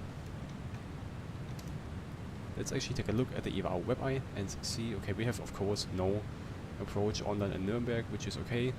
It's still early. That's probably going to change in the afternoon or in the evening. So if we would fly online, this here would be our so-called clearance limit. So at this point we need to have, in real life you need to have your clearance for the approach on runway 28. At this point, if that wouldn't be the case, you need to go into the holding above 5,000 feet, inbound course 315 at this holding here. You need to hold at Upala, okay?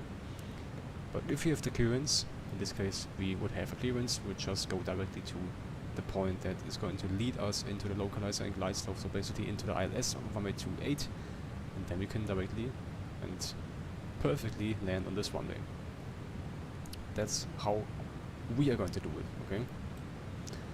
For the approach itself, let's also take a look at this, at Nürnberg in this case. Runway 28, I've landed on this runway in real life multiple times. It's a lot of fun to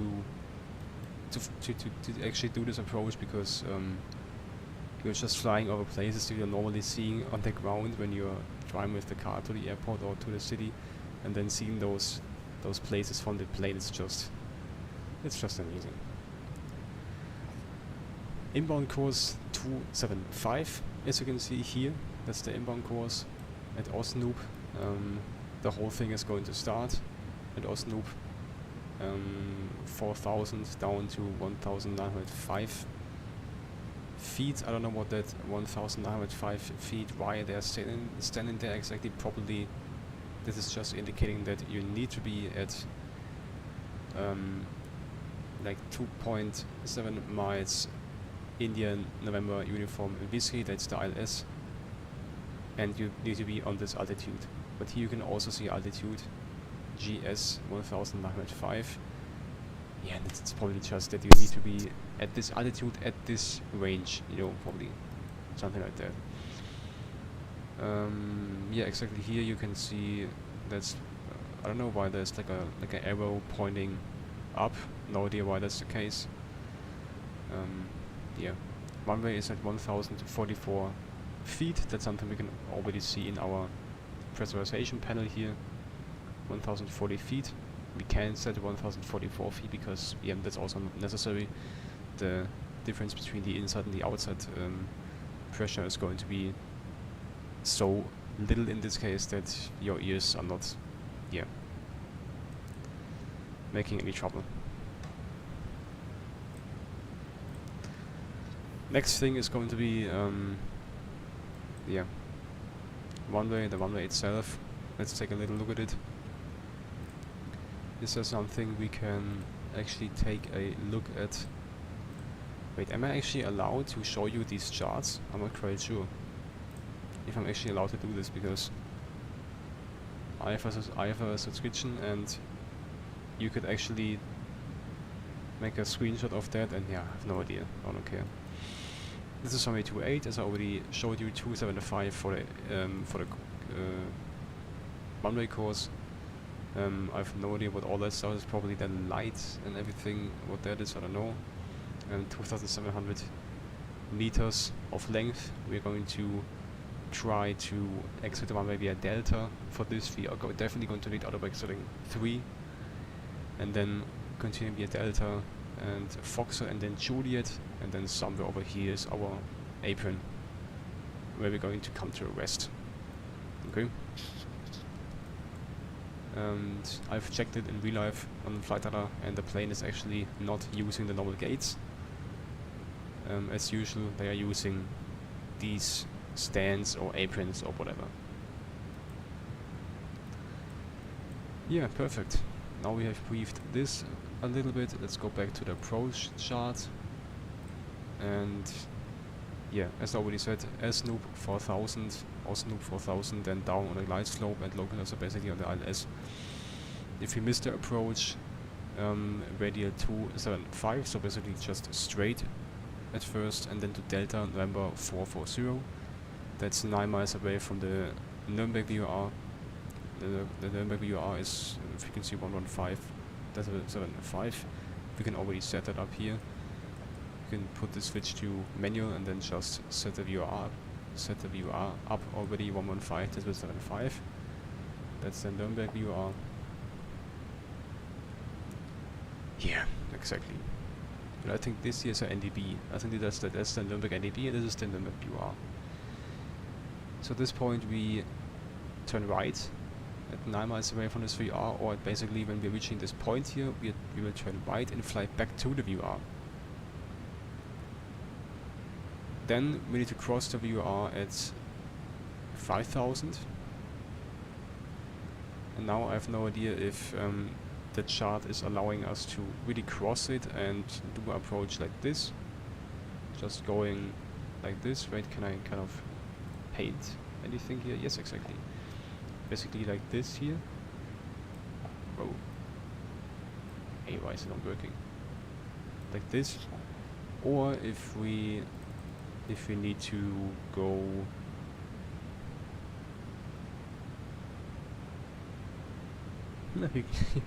you actually can't see it. Oh yes, oh yeah, you can, yeah, you actually can, okay. Or if the chart allows us to do it like this, crossing the VR kind of, and then going this way back to the approach. That's something that I'm asking myself, and I didn't need to do that many go-arounds in Nürnberg, but when I did it, that was always a little confusing because I just didn't know if I should really do this, or if I could just cross the VR here and then go on this 082 track and come into the approach again. But yeah, every time I was actually doing it like this every time. That was just going around this track to Delta November 440, back to the VR, of course making sure that we are on 5,000, and then on heading 082. As soon as I reach in the VR and crossing the VR, 15.8 miles straight, and then 15.8 miles away from the VR again, back to Osnabrück basically, and that's it. Okay.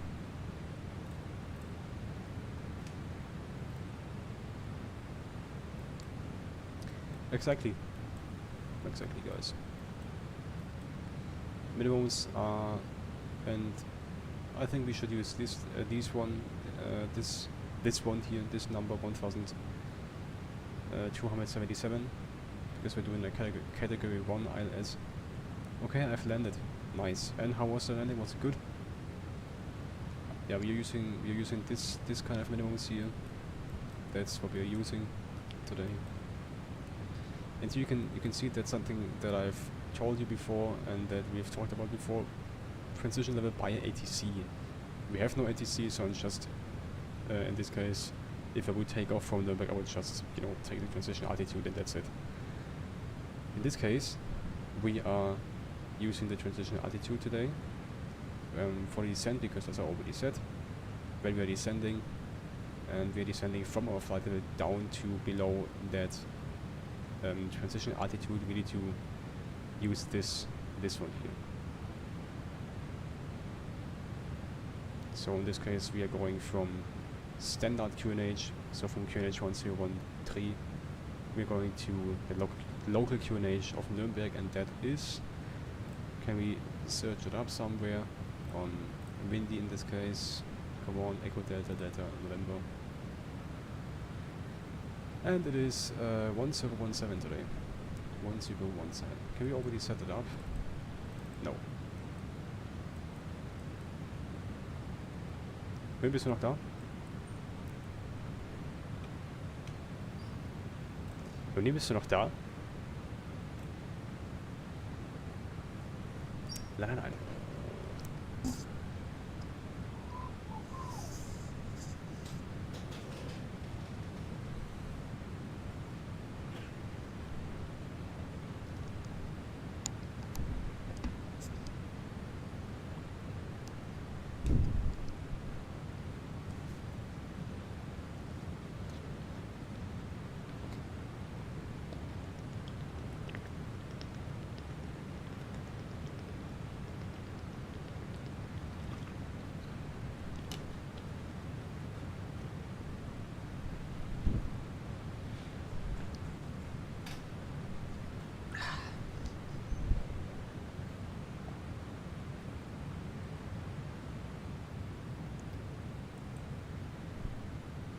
Okay, that's very nice to see. That's very, very nice to see, actually. What you see here is basically a really, really important indication. Why do we have a fucking red line here? No idea.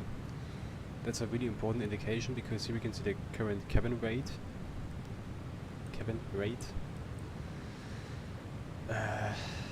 Exactly, that's like if the arrow would be at around 1 here, that's going to be 1000 feet per minute and 2000 feet per minute. And the normal case is that we are going to, that this little needle here is between plus 500 and minus 500. Maybe like minus 600, but everything more than that is going to be probably a little uncomfortable for your ears, Here you have the cabin altitude. The current cabin altitude is something about, let's say, 6,900, or let's say 7,000, which is completely fine. That's a very normal cabin altitude. And you can also see the differential pressure indicated in PSI. Also in the normal area, so everything is fine. Everything is good. And the 730 is when you have a little table here, or a little list that shows you the cabin altitude you should have at the different altitudes, or something like this, which I didn't see here. I can't see anything like that here, so we only have this indication here that also exists in the 737, 800 and classic versions. And I really love this, because you can really see with one view on it if everything is in the green or not.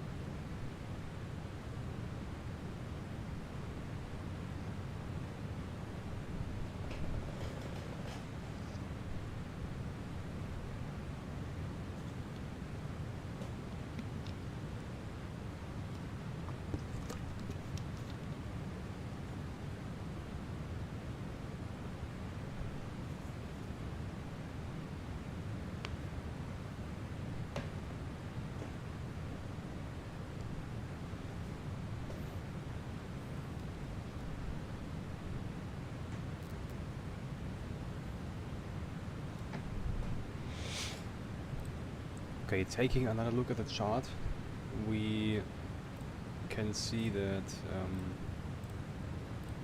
at Nürnberg the ILS frequency, where can I actually, okay, here, perfect.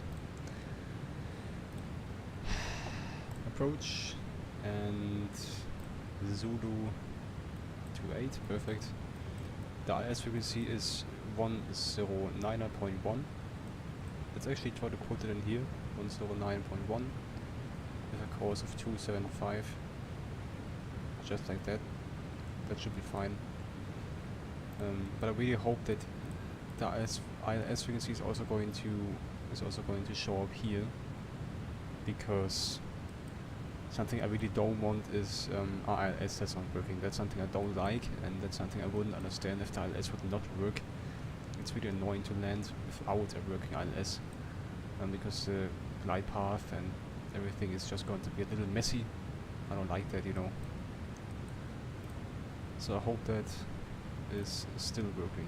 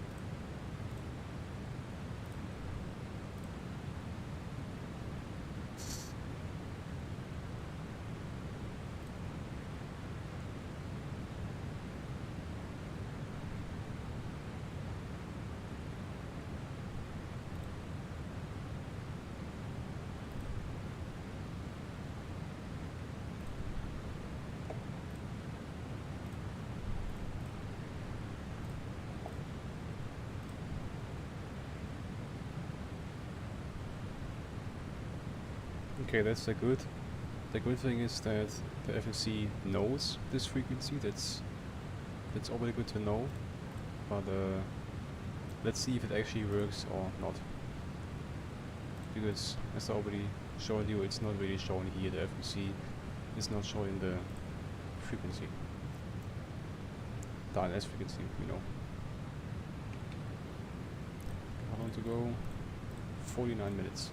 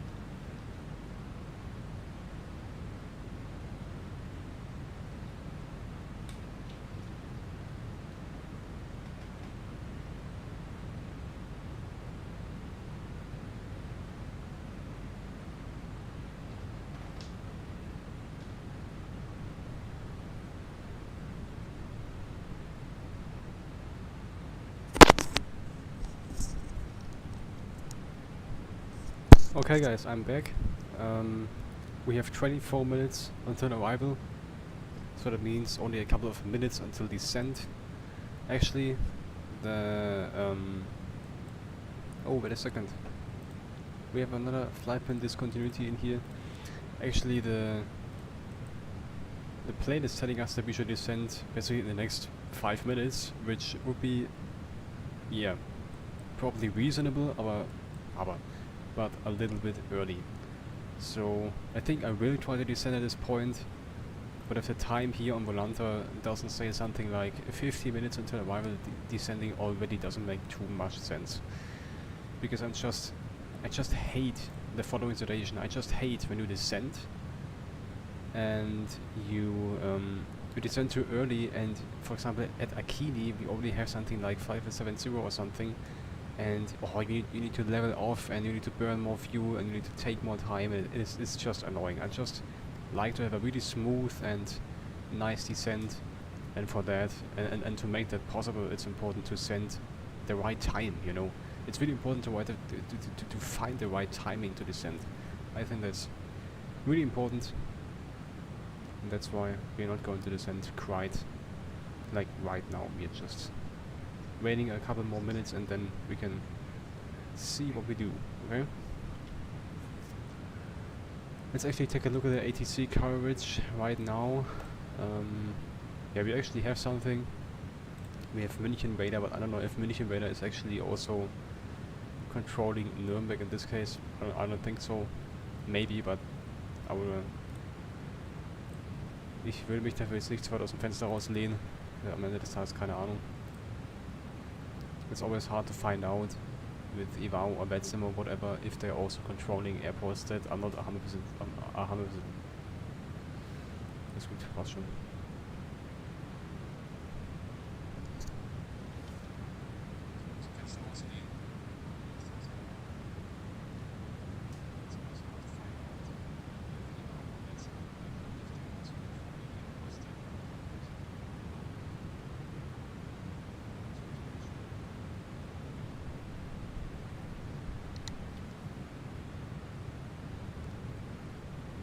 Das ist gut, passt schon.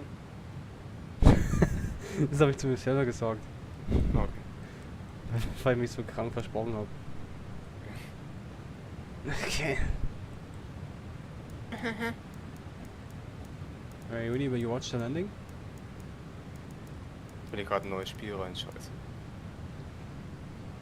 Ja, ich lande erst Wann in landest du? 20 Minuten. Ja, okay, easy. Oder eine Viertelstunde.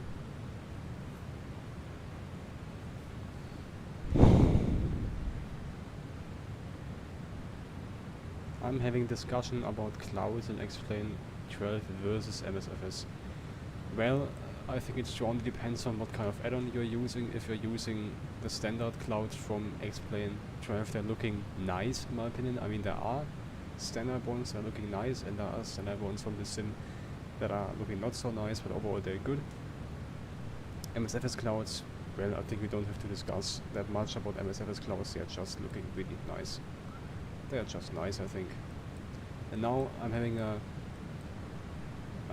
add-on called, I can't remember how they are called, like Yankee clouds or something, I don't know. And those clouds look like this.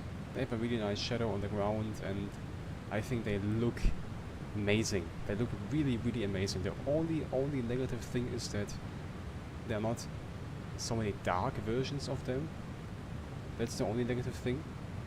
Like, there are not that many dark, nice rain shower or rain cloud versions of those clouds. That's the only negative thing. But overall, they're looking so nice and so realistic. I mean, look at it. It's just looking very nice. You see? And they are on spots where you don't expect them. You know, it's like there's not just one pattern and that's it. They are all looking a little differently and from each other. They are all a bit different from each other, and they're nice. Okay, fasten seatbelt signs on please, because we're about to descend. Xplane 12 clouds kind of look like cotton balls to me. MSFS clouds look like foam to me. Yes, me and my brother, we are saying that MSFS clouds look a little bit like broccoli. I don't know how to exactly call this vegetable in English, but in German you call it broccoli. And yeah, sometimes they actually they look like form or something like this. Yes, absolutely yes. I mean, in the end of the day, I think if you are if you're not programming, if you're not programming a game and I'm not programming a game, and I mean I have no idea about how to code a game like this or how to do things like this. I've absolutely no idea how to do stuff like this. So who knows, maybe it's incredibly hard to get the clouds looking right, you know. We don't know. We have no idea how something like this works. But in my opinion, maybe I'm wrong, but sometimes simulators like Xplane 12 or MSFS, especially MSFS, I don't know, I think some of those simulators are making this topic, like simply generating clouds, way too hard for them. Because clouds can also, in a simulator, can also look like this if they're overall looking realistic. And with realistic, I'm not thinking about that they are completely sharp and fluffy and all that stuff. That doesn't even need to be the case. They just have to look natural. That's my personal opinion. They just have to now, okay, that was a better update. They have to look natural, and they have to look like they are fitting into the sim, you know. It's always weird if you have a sim that's overall looking weird, if that's looking as a special way, and then you have clouds that are looking completely pseudo-realistic, and that's always weird, you know. So I think this is a really great fit. These freeware clouds here with the scenery that I have right now, it's a great fit. I just love it, you know. It's looking very nice. So I think, as I already said, clouds don't need to look incredibly realistic. It doesn't need to be the case. I think they just need to they need to have different variants, not only one cloud, one type of cloud. And I said it before, and I say it again, something I really miss about if it comes to clouds in flight simulators is just some really big thunderstorm clouds. For example, you have live weather activated in MSFS, and there's a local thunderstorm near to your house and near to your home. And you go into the simulator and there's basically nothing. There's just a little of rain or something. I mean, if there's rain, that's already nice. But most of the time there's just nothing, or just a little cloud or something, you know. And that's something I find a little disappointing all the time, because if I would really be somebody that's building sims like this, I would really try to put as much focus as possible on the physics, on the flight model, and on the weather system. You know, that's, for me, that are the like the three most important things. Scenery and looks of the sim. Of course it's important, but yeah, the other things are more important to me personally. Let's check the cabin altitude, and then I'm gonna read your comment. Okay, the fact that the cabin weight is still at 0 makes no sense, because we are descending now. The cabin weight should actually go down with the rest. The differential pressure is actually decreasing, which makes sense. And the cabin altitude is also slowly going down, as you can already see. Okay. Clouds, honestly, I believe clouds are just really, really hard to recreate. Probably, yes. Probably that's true, yeah. Probably that's the case. Okay. The minimums in Nürnberg were 1,277. Okay. Let's see if we can actually put it in here, if that works. That would be really nice.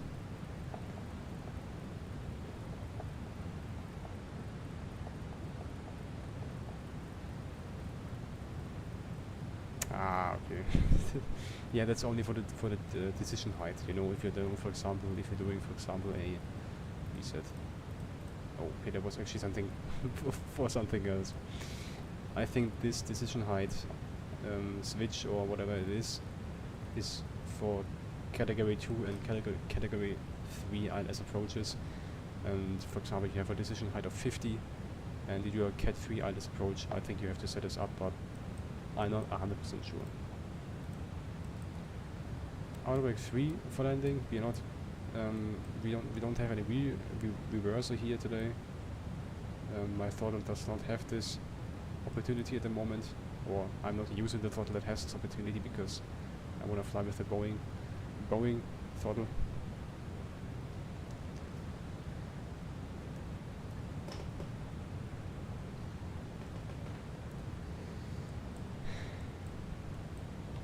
$1,277, and we want to put this, in this case we need to put it here. That's 1,000.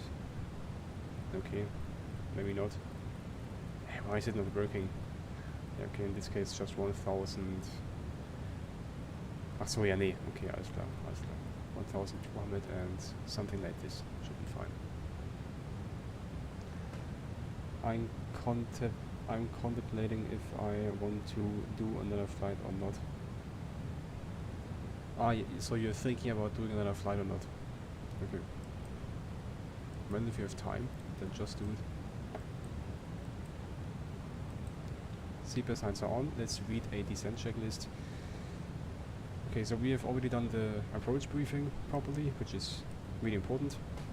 Fasten seatbelts, switches are on. Landing altitude is checked, yes. I checked it multiple times. Engine start switches need to go to continuous. Runway turn off lights are off. Landing lights are still off. Auto brake is set to 3. Time is noted. Okay, so in this case, we started taxiing at 10:51.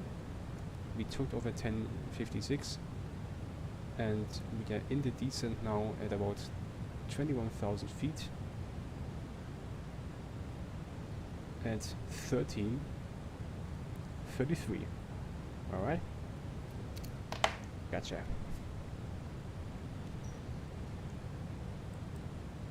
You were thinking about doing another flight, and something I'm thinking about is if I should mount my yoke to the table or not, or if I should simply land with my joystick, because mounting this big ass yoke on the table is always really annoying. But you know what, I'm just gonna do it now because it's just standing there behind me and doing nothing. So I'm flying a Boeing, so it's use a fucking yoke. Be right back, guys.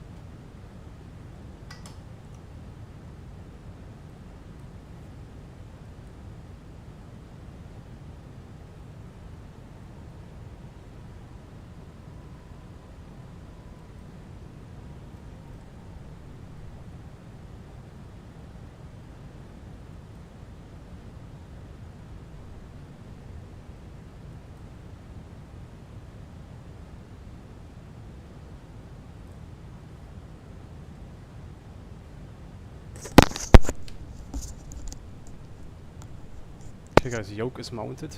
Let's go to the settings very quick. Joystick, none, and none. And now we have the TCA yoke here. Roll and pitch. Roll, is pitch working or not? Yes. Perfect. There's no, for whatever reason, no picture available. Oh hell no, this pitch. Oh my god, why is this switch not working? We need this switch. It's very important. Mavic Schalter hinauf.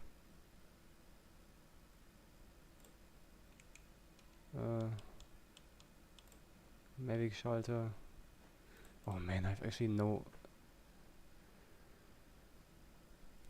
Oh nee. Blick nach oben links. Also. Blick nach oben neigen. Blick nach unten neigen. Blick nach rechts neigen. Blick nach rechts. Blick nach oben rechts.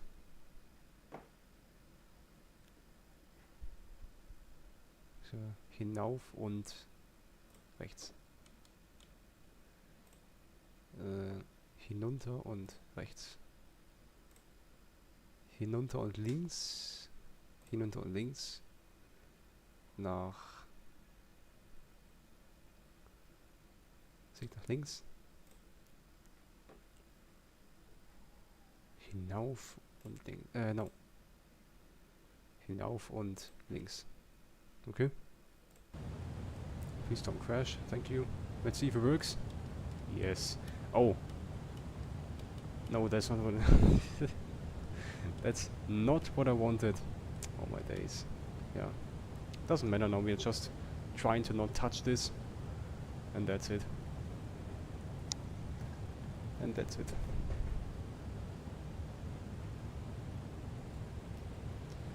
Okay, guys, we are only about 10 minutes to landing. Let's fly direct to Delta November 432 now, because I don't want to do that sharp turn stuff there.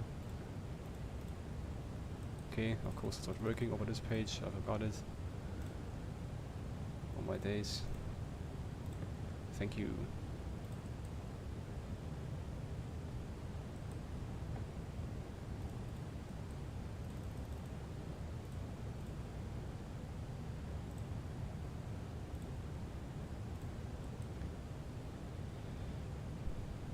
Okay, now we need to bring some speed brakes, because if we don't, we are going to be too fast below 10,000. We don't want that to happen. Is the sim paused? Yes, the sim was just paused. When I was in the settings, the sim was paused, yes. And I was trying to get this camera stuff to work, that I'm looking in different directions with my head knob on the yoke, but that's not working. Now I'm looking into this direction and I'm moving to the left, but I don't want that. So that was kind of not working. So now something really nice is happening. I have installed orthos for Nürnberg, so we can see some nice ortho scene over here.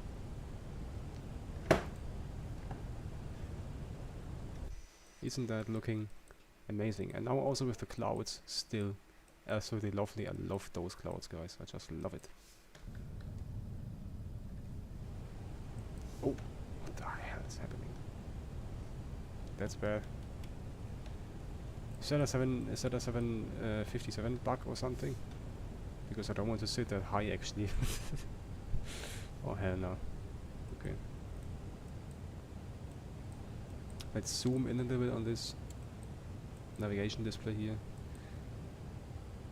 Okay, we can decrease the descent rate a little bit. On screen I see your mouse moving, but all I see is the plane cockpit frozen. Oh really? Then you probably need to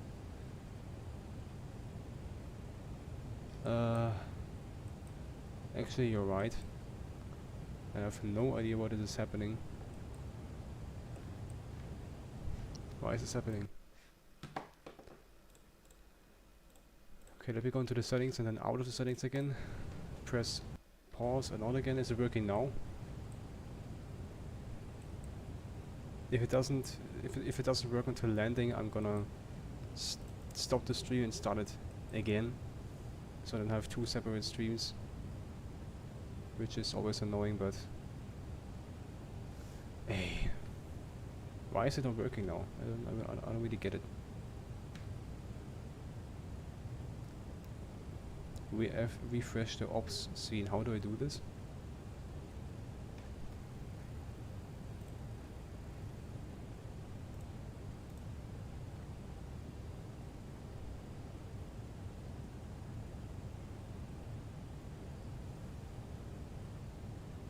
Ah, you mean in OBS? But what in yes, I'm using OBS. Yes, exactly.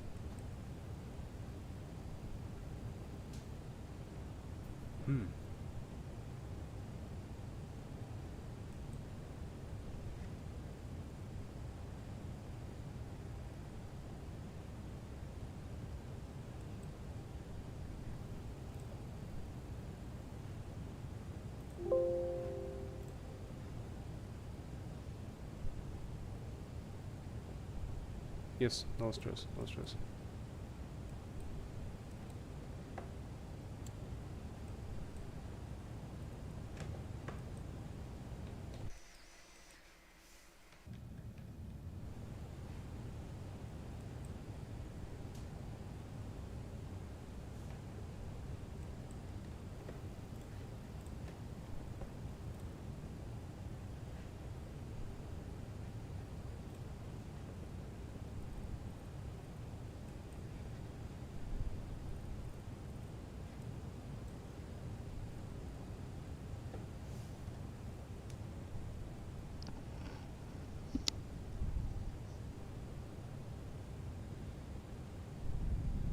So if you go to your game capture and change it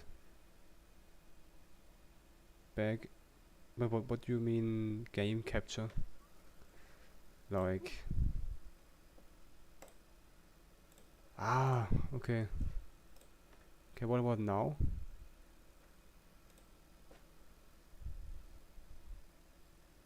Is it like,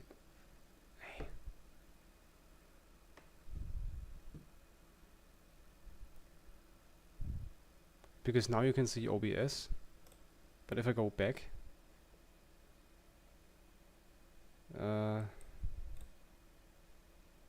if I go back to Xplane, you probably don't see Xplane. I've paused this now because we need to fix this. Let me check it really quick.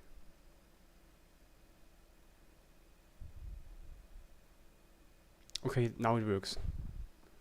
Now it looks like it works. Okay, thank you. Yeah. Perfect.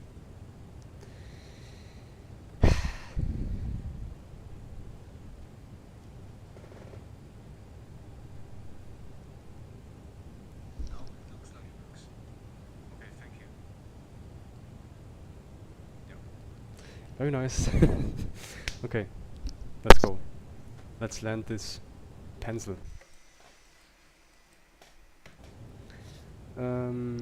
Approach checklist.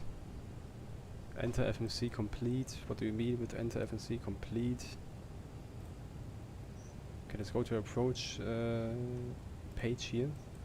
Flaps 25. We're going to land with flaps 25. We can't really complete anything here or press completed somewhere. That's not the case. Okay, yeah, arrival route, iniRef, yes, okay. Nav 8, blah blah, that's set. Approach MCP switch is on. And as we can see, is set on nav 1 and 2, I think, yes. Yes, and we can also see the glide slope already, that's fine. Next one is at transition level, altimeter 1016. We are not exactly at the transition level now or at the transition altitude, but I've already set 1016 for the QNH because that's the local QNH here in Nürnberg today. Speed bugs are also set. As we can see here, that's the approach speed. Position lights, strobes. Yeah, everything is looking good. As soon as you drop the gear, we can also turn on the rest of the lights. And with that, we are basically done with the approach checklist. Yeah, it happens with Xplane 11 with the OBS. With OBS, Xplane 12 doesn't seem to have this issue from what I've seen, but it has nothing. But it has something to do with going into Xplane settings while using Game Catcher or something. Ah, okay, okay, I understand. Good. Okay, we're reaching about 5,000 feet. Let's put on the my turn-off lights. I'm not quite sure when you exactly turn them on, but I always turn them on at about 5,000 feet.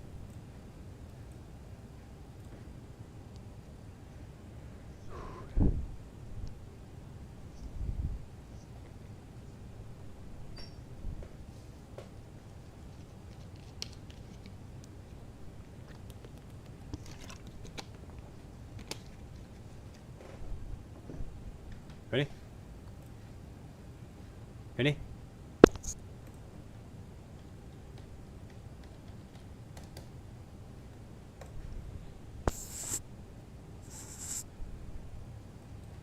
Okay, 1,000 to go. Oh, no, it actually was already 1,000 to go.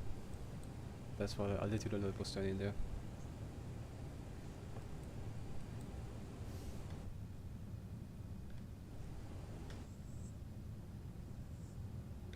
Okay, now we're leveling off.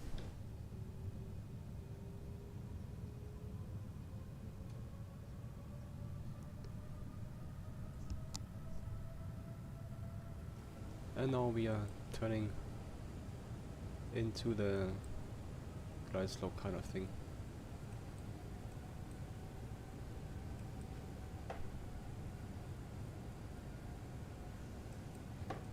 That's the glide slope. Sorry, the localizer.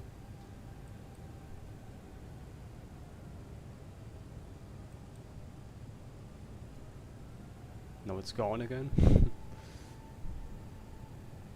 Hopefully it doesn't stay like that. Why is it gone again? I don't really get it. What is happening? Let's put on the approach mode and see what happens. We can't put the approach mode on because there's actually nothing standing here. That's sadly what I expected, guys. That's unfortunately what I expected. That the airplane is not able to fly the ILS now. I don't understand why this is happening. Because we have set the ILS frequency here. That's the frequency, you know. And I don't understand why. I mean, a couple of seconds ago, it was still standing there. Alright, if that's not working, we're going to do it manually, of course. Just with the vertical speed. Get the speed down now. Flaps to position 5 or something. Yeah, position 5. That's 5 for now.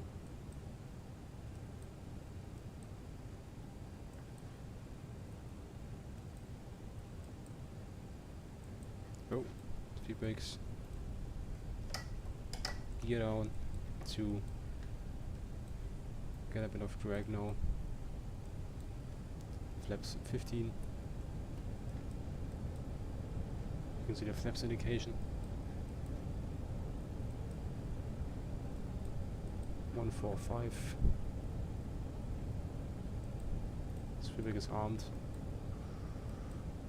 Oh man, we are way too high. Why is the ILS not working? There's no reason for this to not work. It was just standing there, now it's gone out of nowhere. I don't get it. Whatever. Can't do anything about it now. Flight light is off because they only show bullshit now. Flaps 25, please. And you can see that the LF is not able to recreate a nice glide slope. It's not working. You know, that's just really annoying now.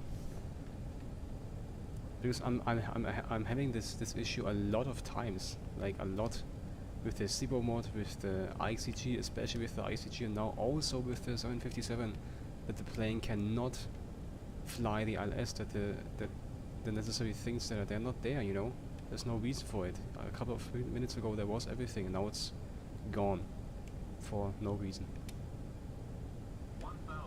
Checked.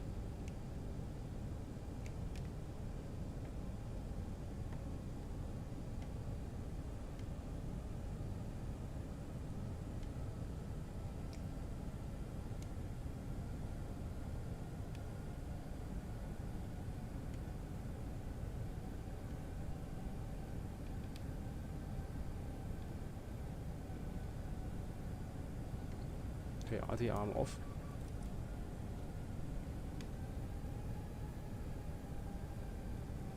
We have 3 rights and 1 red, so we're a little bit too high. 500. That's also checked.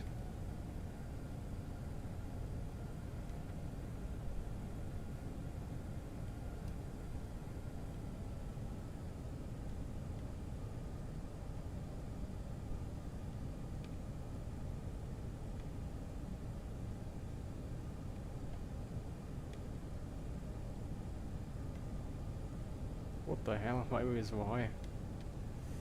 500. 50. 40. 30. 20. 10.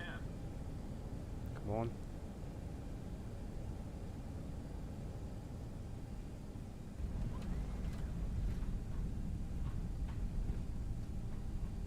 Speed brake is up. We have no reversers.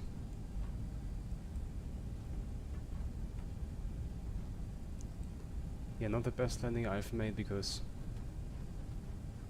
I'm just not used to the height of the cockpit of this plane, because that's always the thing if you're landing a 737 Classic. The cockpit overall, it's pretty close to the ground, and you sometimes tend to flare too early, and then you float and float and float and come down too late and float for a while.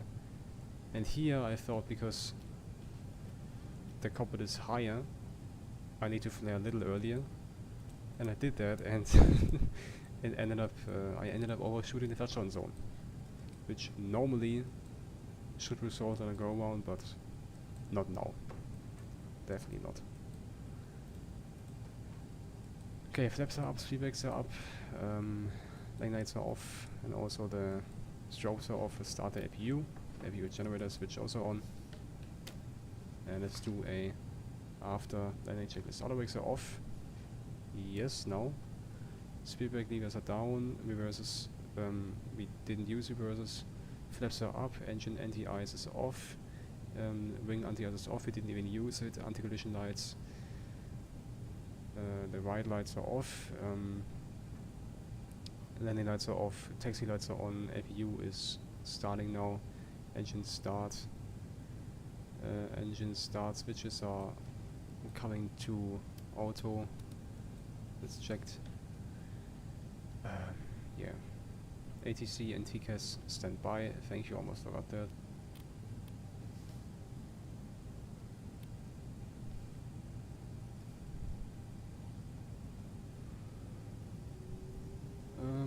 Next, weather is off. We didn't use it. Time is... why do we always need to know the fucking time? Okay, we have 13:56 now. Okay, that's noted. What else? Fuel quantity, let's check the fuel quantity. We had about 17 in the beginning, now we have 4.9. That's right about what the FMC told us. Maybe a little bit less, but almost the same as the FMC told us.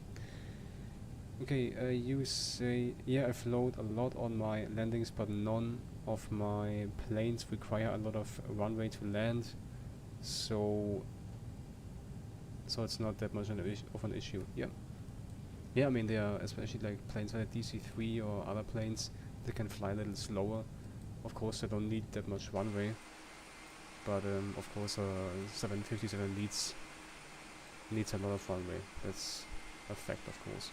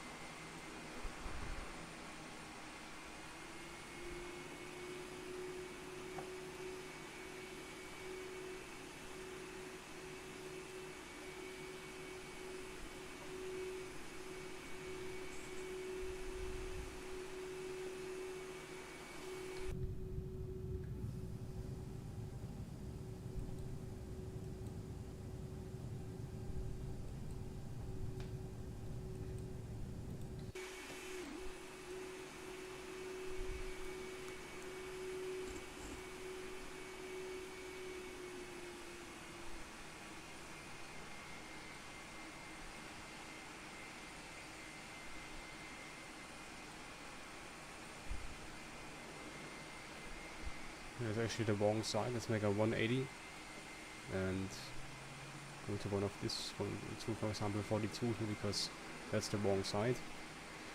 Here the Caravelle, like I was just flying, only requires 4,000 feet of runway to stop. Yep, I can imagine.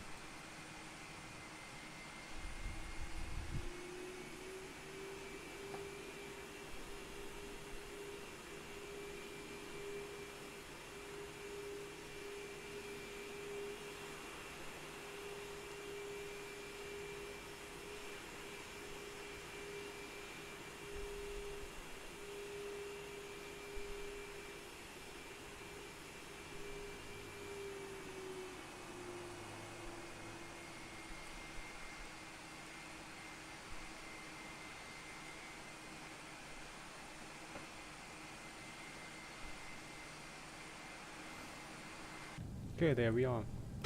Parking brake. And I would say let's do a little shutdown checklist after we turn off the engines. Okay, APU is running, APU generator also. Let's yeah, just turn off the engines now.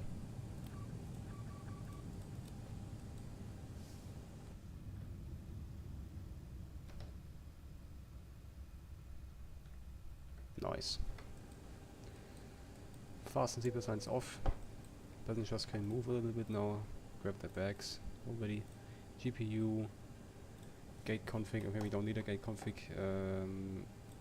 Stairs, please. Jogs, LSU, and of course the passenger bus, and the loader unit. Thank you.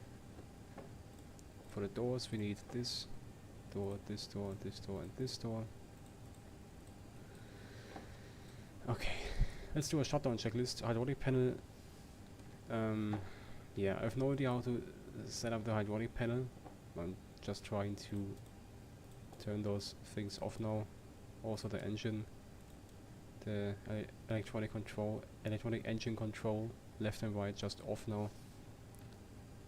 Fuel pumps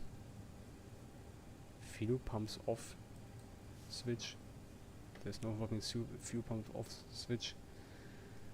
I don't know, do you know if you actually need the fuel pumps to run the APU? I don't think so, right? So I think we can turn the fuel pumps off while the APU is running, because the APU is really important now, so that we are getting some fresh air. I will just turn them off now. I never had a problem with this, but I don't know if that's something you do in real life or not. Okay, next is flaps are up. Let's check that. Flaps are up, yes. Parking brake is set. Parking brake is set. Fuel control switch. The switches are both on cutoff. Weather is off. We didn't even use it. Securing checklist. IRS let's turn IRS off here.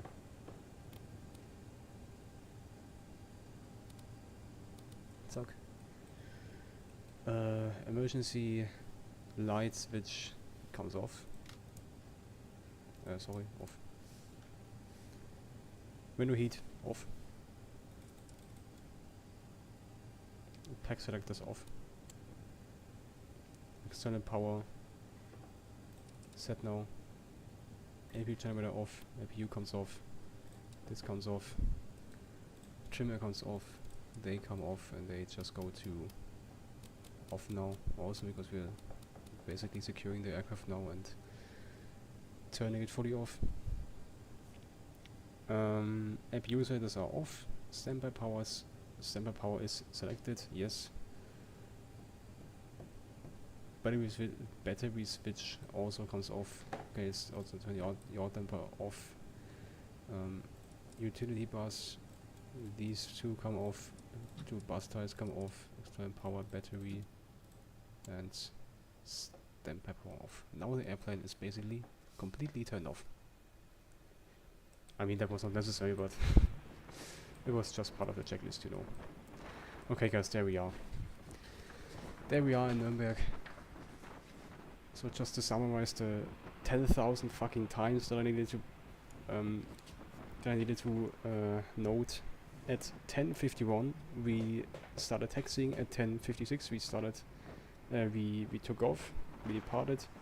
It's 21,000 feet. I noted the 13:33. So right about at that time we are in a descent and landing, and we landed at about 13:55.